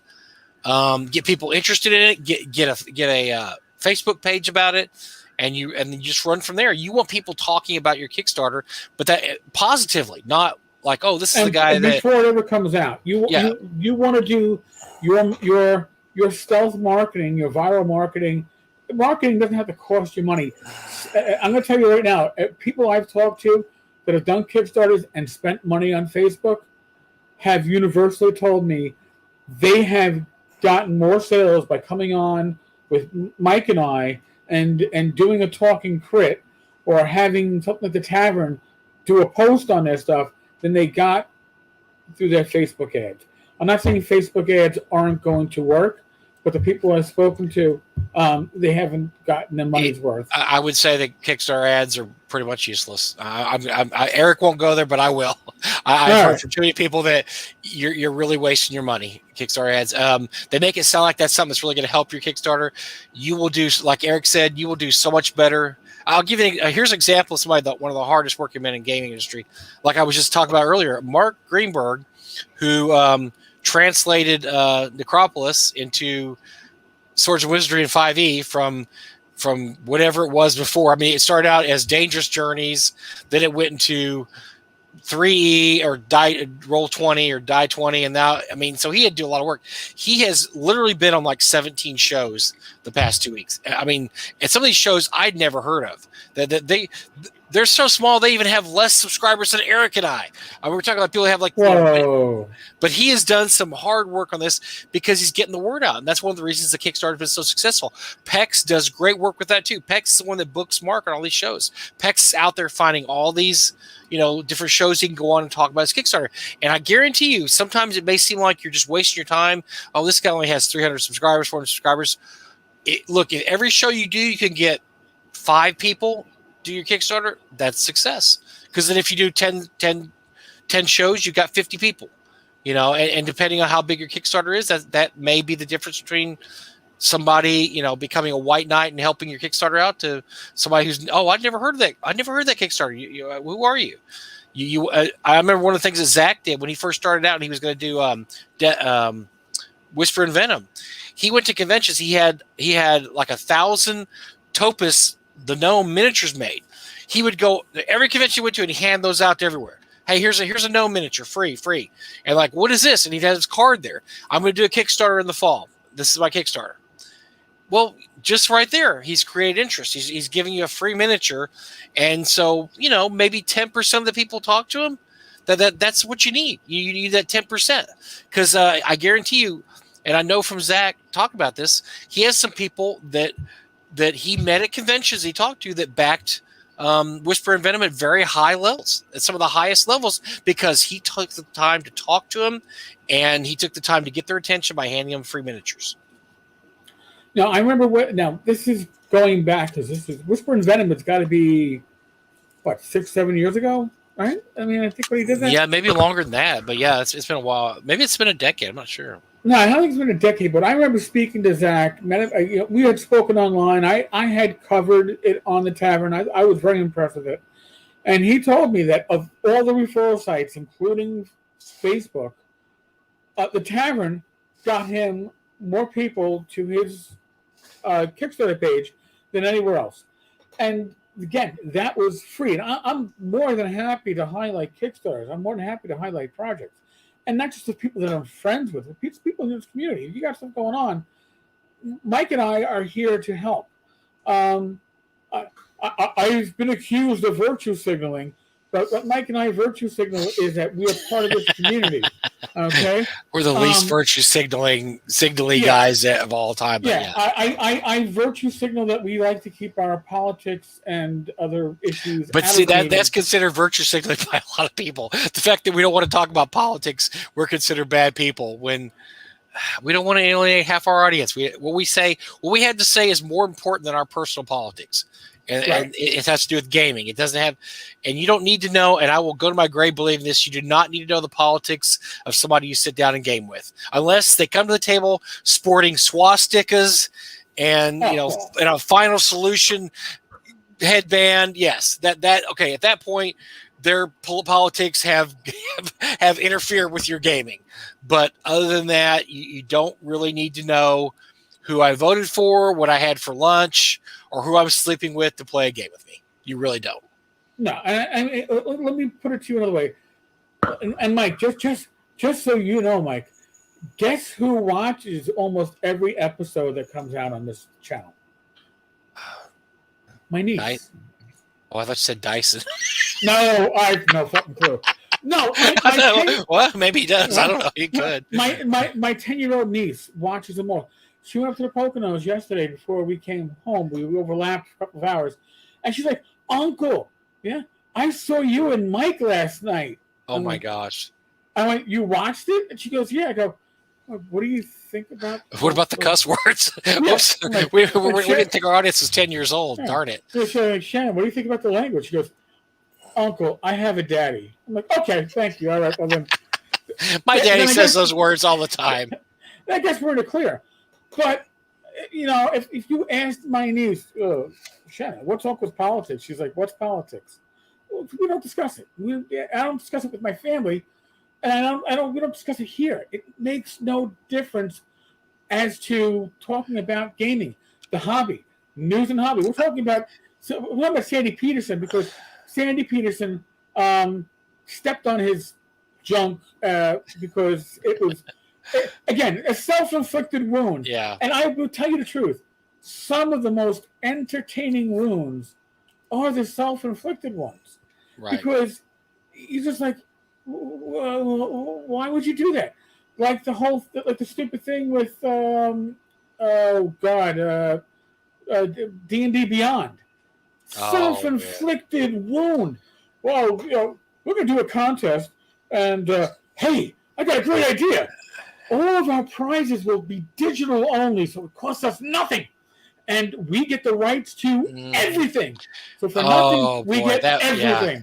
But we didn't even talk enough about that. That was This Week in Stupid. That should have been This Week in Stupid for like 3 weeks in a row because that was so stupid, Eric. God. They knew it was stupid, and they shut it down because they knew how stupid it was they got out there, and people started going, "You got to be serious. Are you serious about this? Seriously?" They even realized it was stupid at a certain point. because that was stupid. They only realized it was stupid is because the pushback of pay your fucking creators. You know, and I understand why, because a lot of the big companies do this. If you make an entry to a contest, we have to, even if we don't take all the rights to it, we're going to take the rights to use this because, well, fuck it, you submitted it to us, and if we ever use something similar to it, you're going to claim that we stole it from you. So by entering, we get the rights to use your product or use your entry. Well, WotC very famously, the way Eberron came around was, remember, Eberron was a contest won by Keith Baker, and it was submit your campaign world. Now, once you submit your campaign world, it belongs to us, even if we never publish it.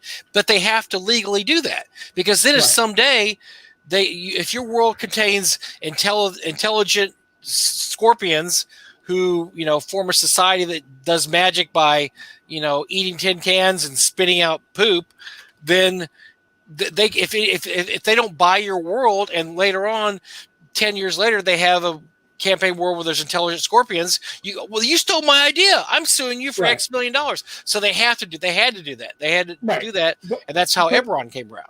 But the runner-up was actually published by a third-party publisher, and I forget the name of the damn game. I could picture the cover. It had this, I think, bright yellow lettering on it. But I'm assuming that Wizards of the Coast said, "Oh, you're gonna you have somebody who will publish this. All right, we'll give you your rights back as long as you don't claim that anything we publish that might be similar down the line is infringing on your rights." I think I still have a copy of that up in the Pokers. That was again the D20 area. Yeah, Matt says that's true. For the world, WotC was putting up $100,000. That was the prize, and the fact that your world will be published. And I think it's done. I think it was Keith Baker that won. I think it's done him. Yes. I mean, he's got a huge rep in the industry now. I mean, he had a bit of a reputation, but now he's just, you know, he's giant, because it's the same way Ed Greenwood is. Ed Greenwood doesn't get a cent from, you know, WotC publishing Forgotten Realms anymore, but believe me, he's made a lot of money off his career. The fact that he's the guy that created Forgotten Realms. So yeah, the fact they offer $100,000 that's a little different from offering, hey, we're going to give you some digital product. If we decide to use your nothing, no, it costs us nothing. We are paying nothing, and we are taking everything. I mean, honest to God, whoever pitched that in the meeting probably was like, they're probably like, hey man, Jim is a fucking genius. That's a great idea. Give that man. I know. Buy him lunch. I guarantee the bean counters at first thought it was a great idea, and it wasn't until this came out that they're like, that wasn't my idea. That was his idea. It was him. It was him. I didn't have that idea, because it got so here's the funny thing: if you've read about this on social media, do you know who's getting the most pushback on this? Who's getting the most bad press? Wizards of the Coast, because most people, many people have no idea that Wizards of the Coast isn't D&D Beyond. They don't realize that Wizards of the Coast, that's a licensee. Yeah, they think that Wizards of the Coast is D&D Beyond, and that's what you don't want when you license your stuff out. And that's why you got to be very careful about stuff like that. I think we personally think that maybe. We don't know, but that may be why Lanas and them got a C&D. Well, but we don't know. They did. We have no evidence of that, no proof. But they sure have been really quiet lately. I mean, really, really quiet. And it may be because at a certain point, what somebody does with your product, even though you've licensed that product out, it reflects back on the person who licensed it out. And they've got to be very careful about that exposure. Kevin, I don't know if that was exclusive or not. Well, next time I go to my parents' house in the Poconos, because I didn't think about it, and I was up there these last couple of days.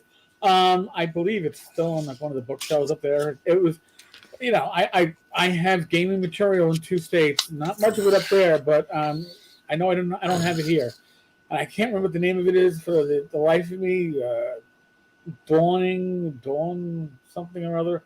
Mm-hmm. But it was more of a vanilla setting than Eberron was, which I can see why Eberron won out.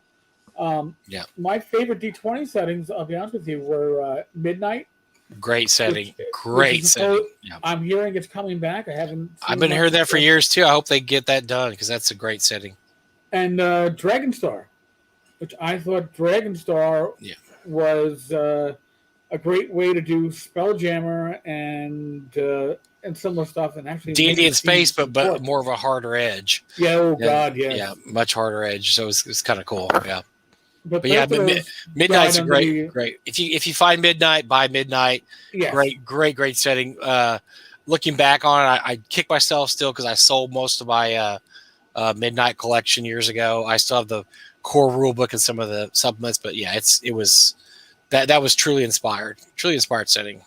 Yeah, both of them suffered under the 3.5 reboot.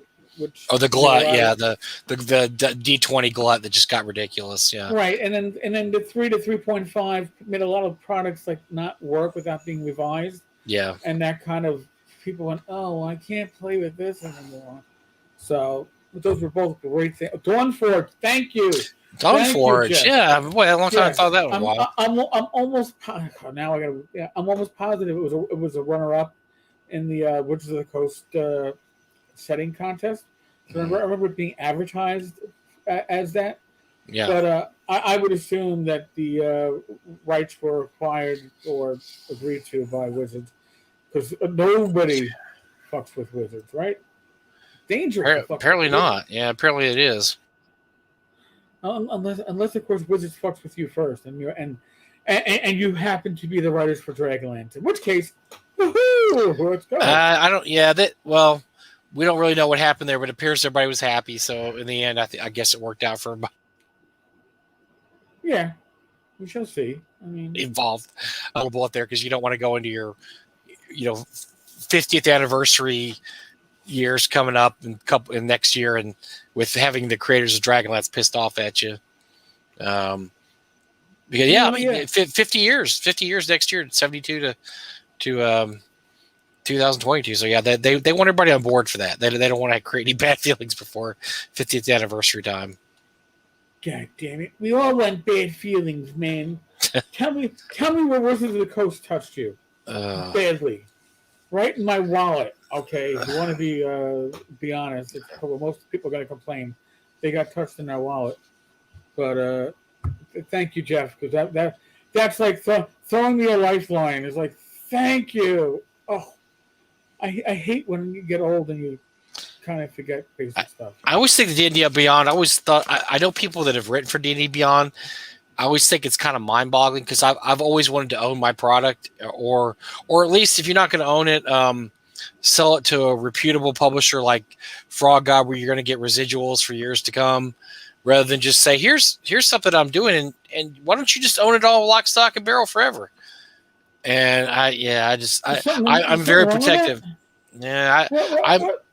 Yeah, because you could end up like a lot of not famous people who created things for companies and end up, I bet Jack Kirby wishes he'd had a better contract when he helped create Fantastic Four. So, or X-Men and a lot of that stuff. So yeah, that's the problem with work for hire. It's work for hire. So, Jason, if I showed you on you, Wizards of the Coast touch you, the Pillsbury Doughboy, that would be you, and I can't do that, man, because it would make me really ill. I touch that big lug. Touch him everywhere. That's a personal issue between you and Jason. I can't, man. I can't. Come on, I've been subjected to James Bond topless. I just no. Yeah, that's that. I thought of something we could talk about real quick that my wife and I were actually talking about today, and I'm interested to see how this is going to play out. So as you end every show with we're still in the world of COVID, which we are. Yes. The Delta variant is making things really rough. It's highly contagious, perhaps not as fatal, but much more contagious than the original. Right. Enough so that even breakthrough cases are popping up. So you and I could get it. We've had 2 shots, and we could still possibly get it. Now, odds are if we got it, it would be very mild. But they're finding out one thing: even if you've had your shots and you have the COVID virus, you're a carrier. So we could have it, not really know we have it because you and I have both had our shots, and we could spread it everywhere. We could go to, Gamehole Con and spread it all over the place, but not know we're even sick. Right. So what do you think?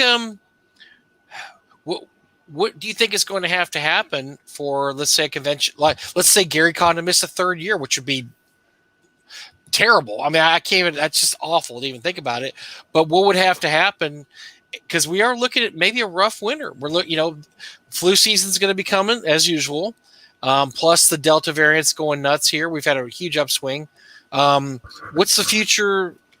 I mean, the future's looking great a month ago, right? 2 months ago, we were like in North Texas partying like it's 1999. We're having a great time. Hey, it's great. We're past this thing. And here we are 2 months later going, oh, shit, maybe we're not past this thing yet. Well, listen, I talked about that with Rach, and even Rach was like, I know Game Hall was saying it's going to be no mask because everyone's going to be vaccinated. But she goes, by the time Game Hall was around, it might be masks. And I was like, I don't know. You're right. The Delta variant, God, I feel like I'm like playing D&D when I say this stuff. But the Delta variant is apparently more contagious, but if you're vaccinated, it might be less serious than the regular version. They never said that if you got vaccinated, you weren't going to get sick. It was vaccination should keep you out of the hospital and hopefully out of the ground. That's where it was supposed to be. So again, and as I've said this before, and I'll probably be saying this for months, years in the future. Who knows? I'm vaccinated. I know you're vaccinated. My son is not vaccinated. Everybody has their own risk factors. Everybody has to make their own decisions on this.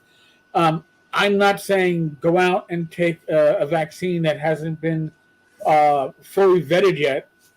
I just know that with my risk factors, the partially vetted vaccine was a safer bet than my comorbidities and possibility of getting sick.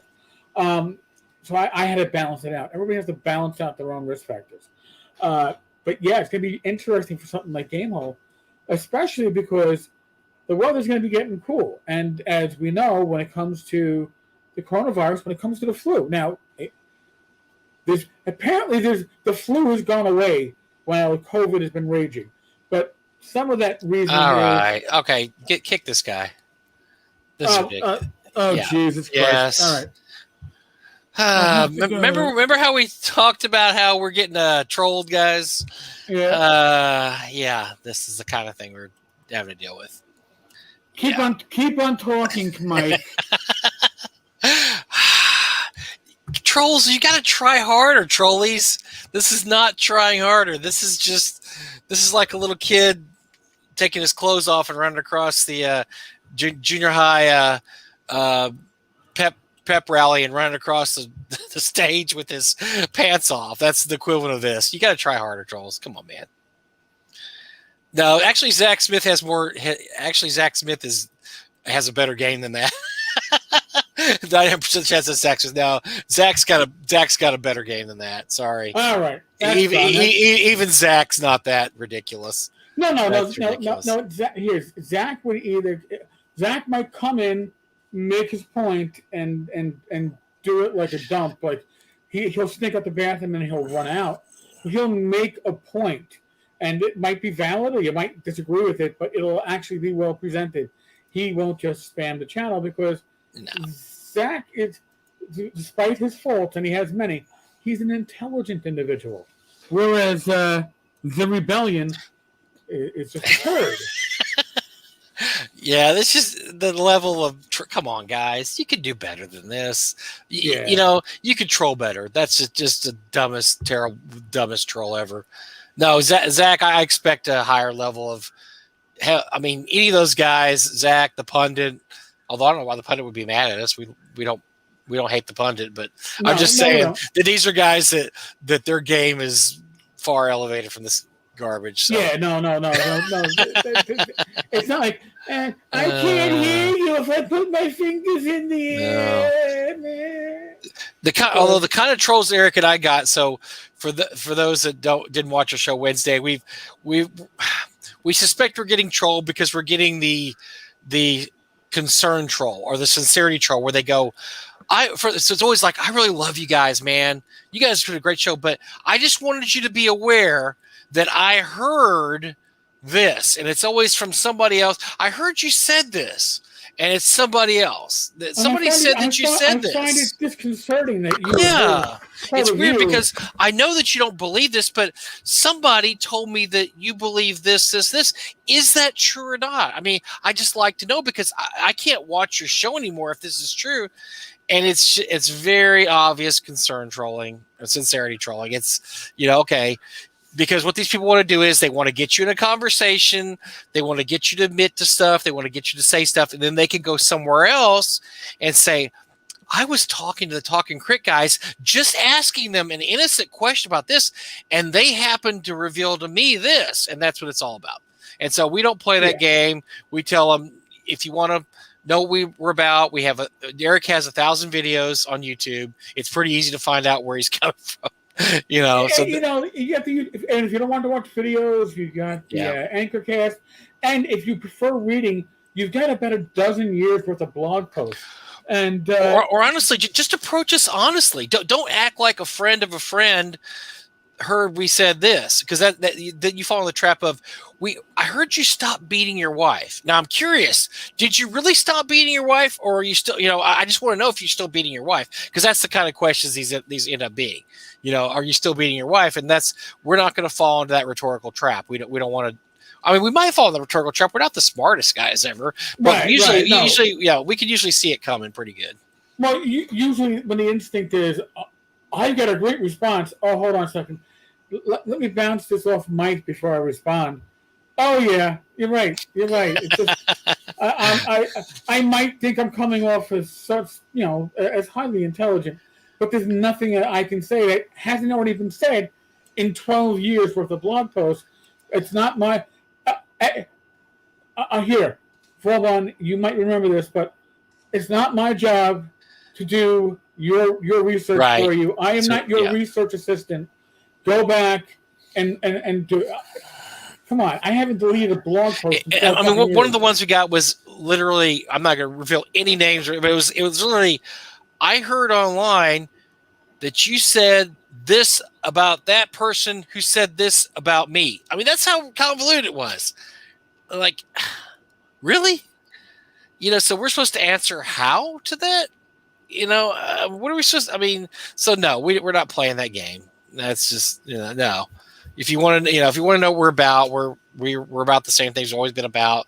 We're not gonna bullshit you, but we're not gonna offer up detailed, if you can send us 100-point quiz about our lifestyle, we're probably not going to answer it. Let's put it that way. And then it'll be like, how dare you not answer these very simple questions?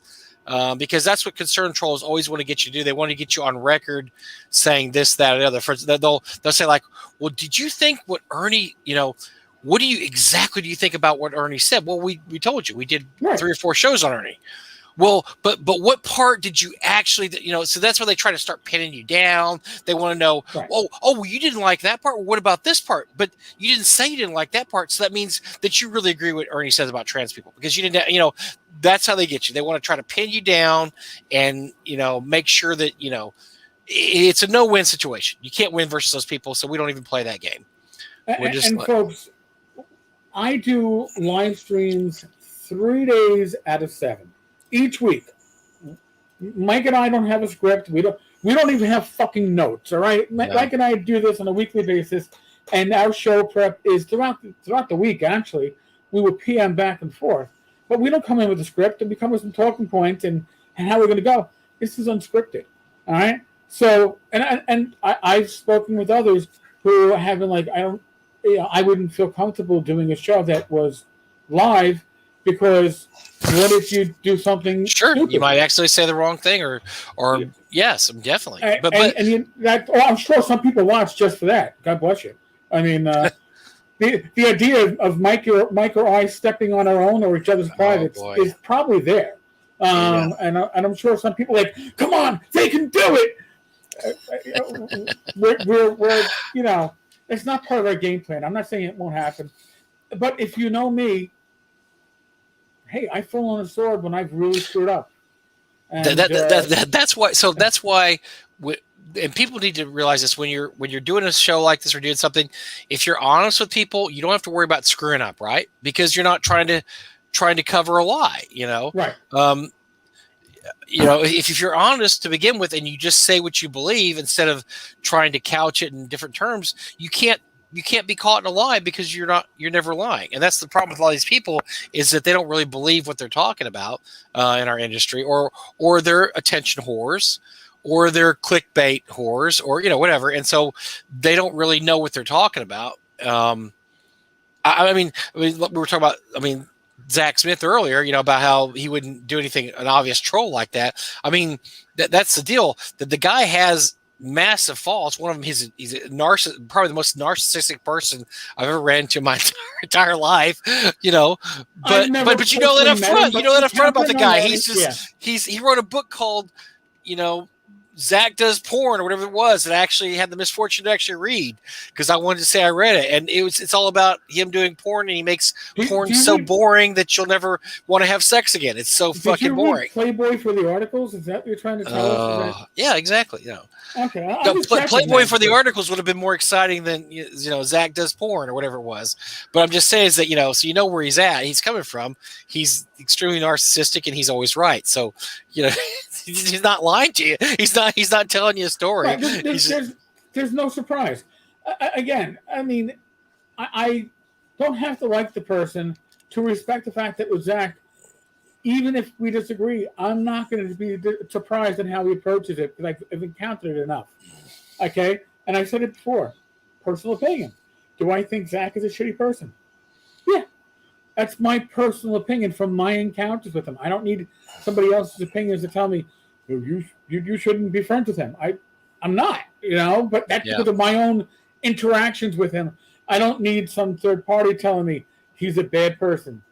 Okay, I'll make that decision. I don't need, and I made that decision, but I don't need somebody else making it for me. I never understood one either. But that's another part of the concerning aspect, is that keep trying, trolls. Just keep on playing the game. You never know. You might catch us saying something stupid. I mean, it could happen. We're not. Like I said, we're not super smart. Saying something stupid, you're going to get every fucking show.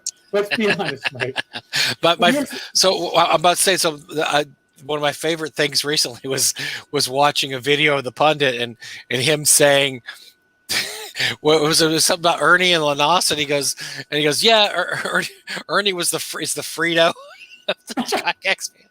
And I was just like, oh man, that's rough. But he still supported Ernie, but he just thinks he just says some dumb things. I mean, that's kind of how we are. We're going to say dumb things every once in a while, but we're trying. We're doing our best. Right. I'd rather say something stupid and then ask for forgiveness afterwards. But that's what you get when you have something that's unfiltered and unscripted.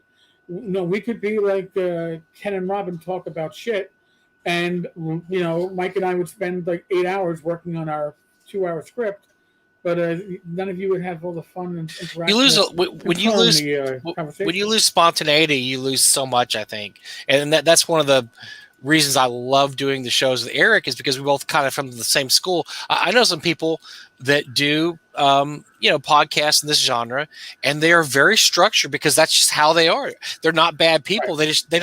They're just very structured, and they like to do shows along a certain structure. Like this part for 5 minutes, we're going to do this, then we're going to do this and this and this, and they just that's the way they do their shows. That's the way they keep everything straight.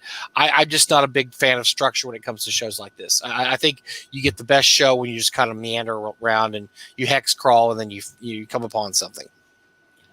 So, like tonight, we didn't know what we were going to do because we knew that lawyer was gone, so we were going to talk with this or that. We've been all over the place. We talked about everything. So that's the kind of show I like, because I like running around doing stuff, and I like extemporaneous speaking. I like being able just to think on my feet.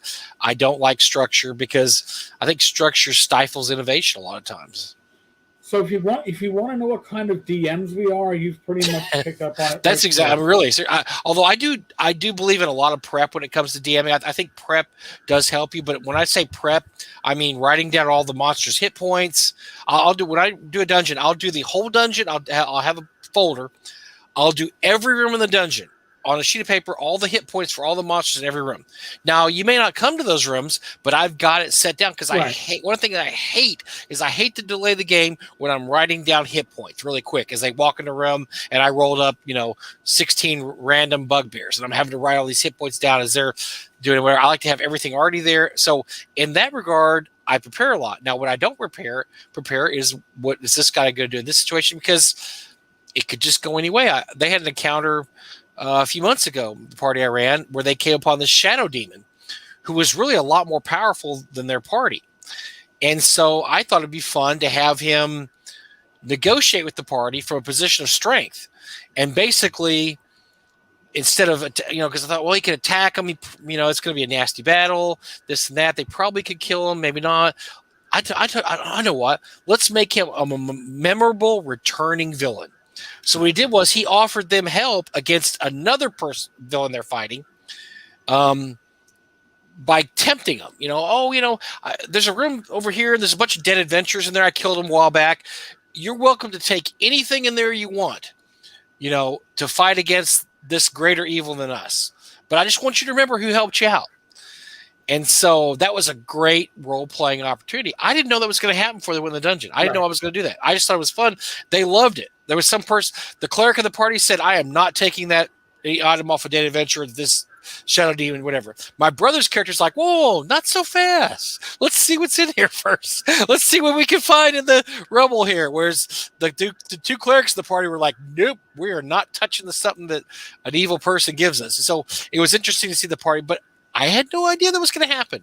I just I love to DM like that. I love just spontaneous things that happen like that. Whereas instead of railroading them and going, nope, you're going to have to do this in this room, and this is going to have to happen this way. And that's, I'm sure Eric does stuff the same thing in his game. He likes just to throw things out there and see what happens. I riff off my players. And by the way, I like Vauban's response. Those kind of people schedule their ships. I prefer to shit in a sandbox. But that's because I know Vauban was a cat person. And he knows it because I used to love the experience of hearing him scream as the cat would poop in the sandbox next to his desk.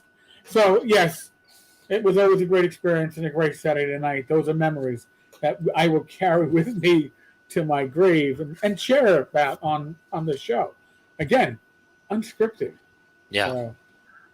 Unscripted is the way. We believe in unscripted. So, yes. But I'm not saying the other way is bad, because I know some people that are very prepared when it comes to games, and they run great. I'll tell you, who's the most unscripted DM of all time ever is my buddy Doug Ray. Doug Ray will go into a dungeon with like one-page notes, and I can't believe. I'm like, I don't know how you do it, because I have to have some things written down, and I have to have if I'm running a dungeon, I like to print it out. Even if I run it myself, I like to run a copy. I like to print it out, and so I can make notes. He just walks in there with a piece of notebook paper with like 3 lines written on it, and he will run a 4-hour-long adventure because he just goes all over the place. Drives me insane when he does that. Absolutely insane. That's kind of like Bill Webb. Yep, Bill Webb is very similar. Bill Webb has no clue where everything's going. No. He has no clue. It's just you don't know. And see, my problem with Doug and Bill Webb doing that though is it drives you crazy, because I'm like, you're it's too free form. It's like you're a story DM. Although Bill's not a story DM, because Bill does have a lot of combat stuff. Doug is a story DM. Doug will go a whole 4-hour session with maybe one combat, because they're all doing role playing and this and that talking. That's too talky for me. I like killy too. Right. I like fighting. Stabby's fun. Stabby, steal. Yeah. Sneak. But yes, Doug will do the most unscripted dungeons you've ever ran into. And they'll be good though. Doug has great ideas. He really does. Speaking of which, Doug's doing really good. I talked to him this week. He's on the road recovery. I haven't talked to him since he went to saw his doctor this week. He's going to get his medications changed up a little bit, but he seems to be doing pretty good. So we're going to cross our fingers and hope that's. Before we were derailed by dumbass earlier, you were in the middle of talking about COVID, and of course he told us COVID before he told us COVID was fake. We didn't know that. But before you told us that, we were talking about COVID and what expect it might have on future conventions. So go ahead, sir. Well, it's Rach and I had actually discussed it. It was her concern to bring it up, and she was like, Game Hall is supposed to be, maskless and everybody immunized because 12 and under can't get, or under 12 can't get immunized. And it's a family-friendly con, so everybody has to be immunized to attend, so we don't have to have everybody wearing masks. But if we have Delta or Lambda, or whatever we're going to have at that point, again, as everything is subject to change, right? New York City is going to no mask mandate, but if you aren't immunized, you're not going to be able to do indoor eating or go to a gym starting in September. So, unless you show your vaccine card, your papers. So, and that's interesting because I know Alex Kamer has answered this on his site, the Game Hall site. Now, pull back the curtain, Doug and I, or not Doug and I, Eric and I are both going to Game Hall. We've got. I just got my reservation taken care of by. Thank you, Zach. Thank you, Jen. Zach didn't have anything to do with it, but Zach and I will be running the booth there, so we're planning on going. Alex has said that he will be. He requires people to attend to be vaccinated. However, he has stated that you're not going to have to show a card. You're just going to be basically they're going to rely on trusting you. If you say you're vaccinated, you're vaccinated. And I think there's a lot of reasons you have to do it that way. I think legally, unless your state has a mandate, I think it's really hard for you to say you can't come in my business without a card. Plus, it's a nightmare because can you imagine 5,000 people trying to get in somewhere and this guy brought a photocopy, but we want the real one. This guy left his in his car.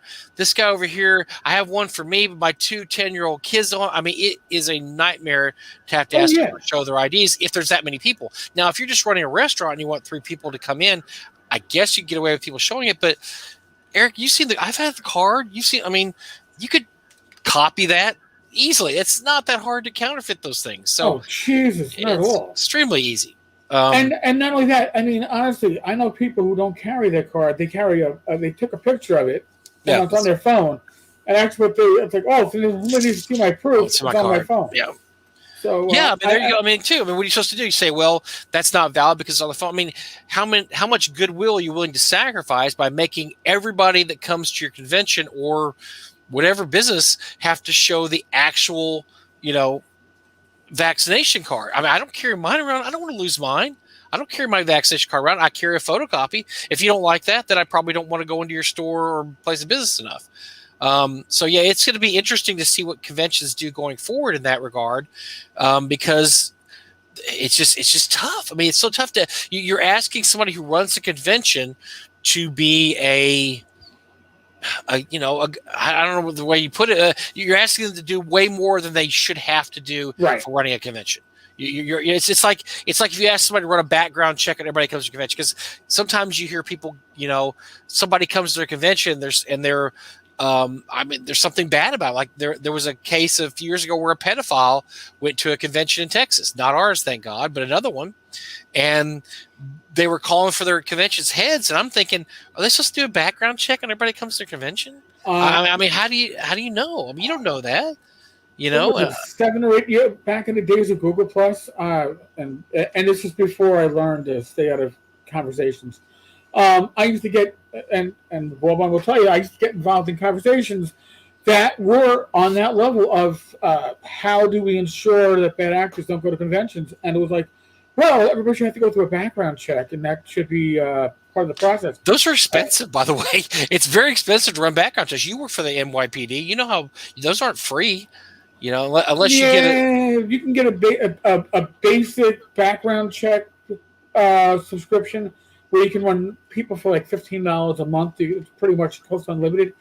It's not as deep as what the NYPD would do, but it will catch probably, 80 to 90% of your offenders. But here's the thing. At what point are you now stepping into private lane? And these things aren't accurate. If you have a name that matches somebody else's name, your date of birth is relatively close, you're going to come up as a match. And really, if you are running a convention or something similar, do you want to be responsible for somebody who got mismatched and you denied them service? Yeah, and now you're getting legal action against you. And that's what you want to. Yeah, that's the point you were making there too. If you have something that's just 80% effective or 90% effective, the 10% you miss leaves you open for liability. That leaves you open because what people are going to say when they sue you is, well, they were trying to prevent this because look, they did hire a service to do this. They didn't get this guy, so that means they didn't do a good enough job. Right. It's like when I know, and one of the things before. We had the castle doctrine in Texas was that you had to explain to the officer or whoever why you shot the person coming into your house, and they always said, and cops told me this. Police officers said, if somebody breaks your house, kill them. You don't want them alive because they're alive. That means that don't shoot at their leg or do whatever, because what they'll do is that it goes to court. They'll say, you did not shoot to kill, so that indicates you did not believe this person was that much of a threat. The only way you can prove you thought it was a threat is if you actually shoot and kill the guy. That's how bad it is, because that's what happens. So I would shoot a guy in the leg, that guy would turn around and sue him. And they would say, well, I was in fear of my life. Well, no, you weren't. You shot the guy in the leg. If you were fearing your life, you just shot the guy in the head. And so that's how crazy our litigious our society is, that you're, the same thing with checking on, checking this kind of thing. If you only check and only catch 85% of the people that have COVID, then the other 15% get in, and then so those people get somebody sick and the person dies. Right. You can't say that's the thing. You what most you can do, and I don't know for sure, but I suspect when you go to Gamehole, you're going to have to sign a form. Again, I have no inside information, but this is what I would do. If I was running something like Gamehole, you'll have a form, and the person will say, I hereby affirm that I have either received 2 shots of Moderna or Pfizer, or 1 shot of the Johnson & Johnson, and then you sign. Nobody asks you for proof, right? But you're going to sign that, and that's going to be, well, that covers us if somebody comes down with it. Well, listen, everybody who came here gave us a signed statement. Now, we don't know who possibly lied, but we have signed statements from everybody. I would suspect that's the route they're going to go, but time will tell. It's going to be tough, and boy, I tell you what, you've got to feel for Total Con, and then definitely Gary Con. If Gary Con gets canceled a 3rd year, I mean, that's just, I can't imagine. I just can't imagine. That's terrible, So they've got to be one of the people or one of the conventions out there that's just crossing their fingers that, oh gosh, hopefully this will be done by next February, March. I had somebody in the industry tell me this, and I think it's probably true. Is that we're going to see. This is somebody very well respected in the industry. I'm not going to use their name because I don't know if they wanted me to say this out loud, but more conventions are probably going to move towards summer, early fall. And I don't know if you're going to see a lot of conventions between the months of November and, let's say, March for the next few years, because that's flu season anyway. Right. It's already flu season. So adding COVID in there, it's just not a good recipe to have a whole bunch of people crammed into a big venue that may or may not be sick, and some people are asymptomatic. So I can see where this would probably start moving conventions more back into the summer. Sunlight kills a lot of germs. You have less chance of having a flu outbreak or sickness outbreak during the summer. Makes sense. Makes sense to have more conventions. I always thought it was crazy that we have these Wisconsin conventions in the middle of winter. When it's like ridiculous, and half the people, poor Tom Canals has missed so many conventions because his damn plane can't get off the ground on the East Coast or gets delayed or whatever. I mean, Newark. Because he's always flying out of Newark or whatever, and that's why. I mean, it's just terrible. It's terrible. These conventions during the winter. I mean, I went to SnowCon in Maine in January, and we had a whole day to get back because every flight we had was canceled or delayed on the way back because of snow.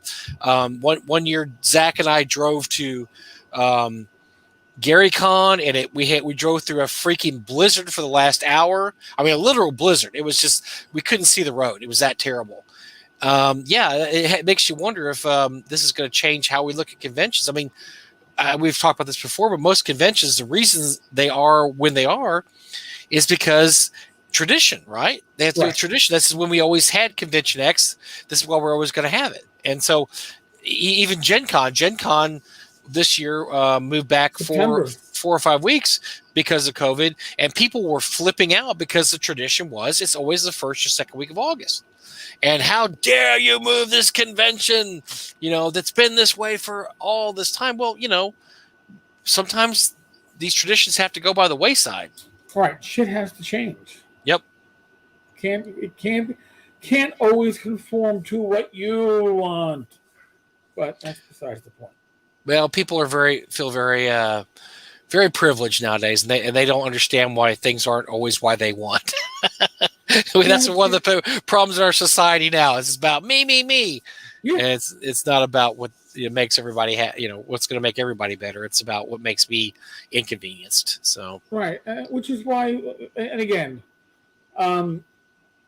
if this is signaling, but Mike and I want to make people feel welcome. No matter what your political background is, or beliefs, or your social economic, or your feelings on social issues, we believe that what brings us together is our interest in gaming, tabletop gaming, role-playing games in particular, probably OSR, old school games. Really, if you want to get into the focus, but it's the commonalities. If we want to worry about differences, that's low-hanging fruit, right? Sharing our commonalities and talking about our commonalities, sometimes it takes effort, right? Sometimes it takes effort to reach across the table. And I like to think that we have a pretty good job doing that, but maybe we fail sometimes. But we certainly try. I think we do okay. Yeah. We hit the 2-hour mark. I don't think we planned on that. We bullshitted. We did a bullshit. We bullshitted for 2 hours. That's amazing. That's what most of the shows on Tenkar's Tavern channel are. Yeah, it's professional bullshitting. So yeah. Well, again, folks, Mike and I, Glenn, Joe, my wife Rach, we all thank you when you watch these live streams. It's really awesome. Gamers Health, last week's live stream was really well received. Holy shit, thank you so much. I mean, when I say it was well received, it was really well viewed. I had explained to Rach that, yes, we occasionally get some dislikes, and congratulations, you reached the real world, because one of the videos you were on actually has dislikes on it. Right. She's like, why would somebody dislike it? It's not you. It's probably me. It's probably, yeah. You had to let her know it wasn't her. It was you. Yeah, it's me, honey. It's me. Yeah, you just got to let them do it. But honestly, folks, thank you so much. Ty, listen, we love you, but we've been on for 2 hours. We can't. Ty, why you keep logging in when we're about to finish up? What is up? Are you on the West Coast or something this week? Actually, I think he is. You were on the West Coast. No, maybe that's no. I'm thinking that's going to be a few weeks from now. Never mind. In any case, you're gonna have to watch the replay. Yeah, you're gonna miss our you missed our troll that came by and wanted to. You could have served him with papers. Yeah. Bree, good night. Everybody else, good night. Listen, I'm not going to go over the COVID stuff because we already went over it. All right. I will say, be safe, be well. God bless. Even our troll, he probably needs the blessing more than everybody else does. Yeah, poor guy. He has those emotional issues that need a little extra. What else? Roll your dice, roll them well. Next week, we got Mark Greenberg. We're going to be talking Necropolis and stuff with Mark Greenberg. You've got Gamers Health tomorrow night. Yeah. And then next week, you're going to have Glenn or Joe. Will be back? Should be Joe next week, next Friday. And then the following Friday, we'll have Glenn. Glenn should be fully moved into his new abode. Great. And I will be fine. We shall see how that is. And I will be doing next Wednesday night's show from beautiful Austin, Texas, as I get to go on vacation. So, all right. So I want a nice background. It's gonna be a hotel room. All right, well, probably. That's okay. Well, then no nice background. We tried. Hey, listen, I gave a nice background for the Well, thanks for having me on. Thanks for having me on Spur of the Moment. It was fun. Joining, man. I love to hear the sound of my own voice. This has been great. Yeah, I get to. Then you have to like give me another view and listen to the replay. Yeah. Folks, again, thank you. Listen, if you haven't subscribed, we ask you to subscribe. We are coming up on that magic number of 1,000. When we hit 1,000, we give away $500 in direct to RPG now. Oh, yeah. Randomly on one of our Talking Crit episodes to some random live viewers. It's going to be so good. It's going to be fun time. And Eric gets to sponsor a room at North Texas. That's going to be great. So, yes. Put us over the top. Donations. Come on. You can do it, folks. Yes. All right. On that note, as always, catchphrase. We don't have a catchphrase. No, we don't. I'm just catchphrase. Oh, catchphrase. Catchphrase.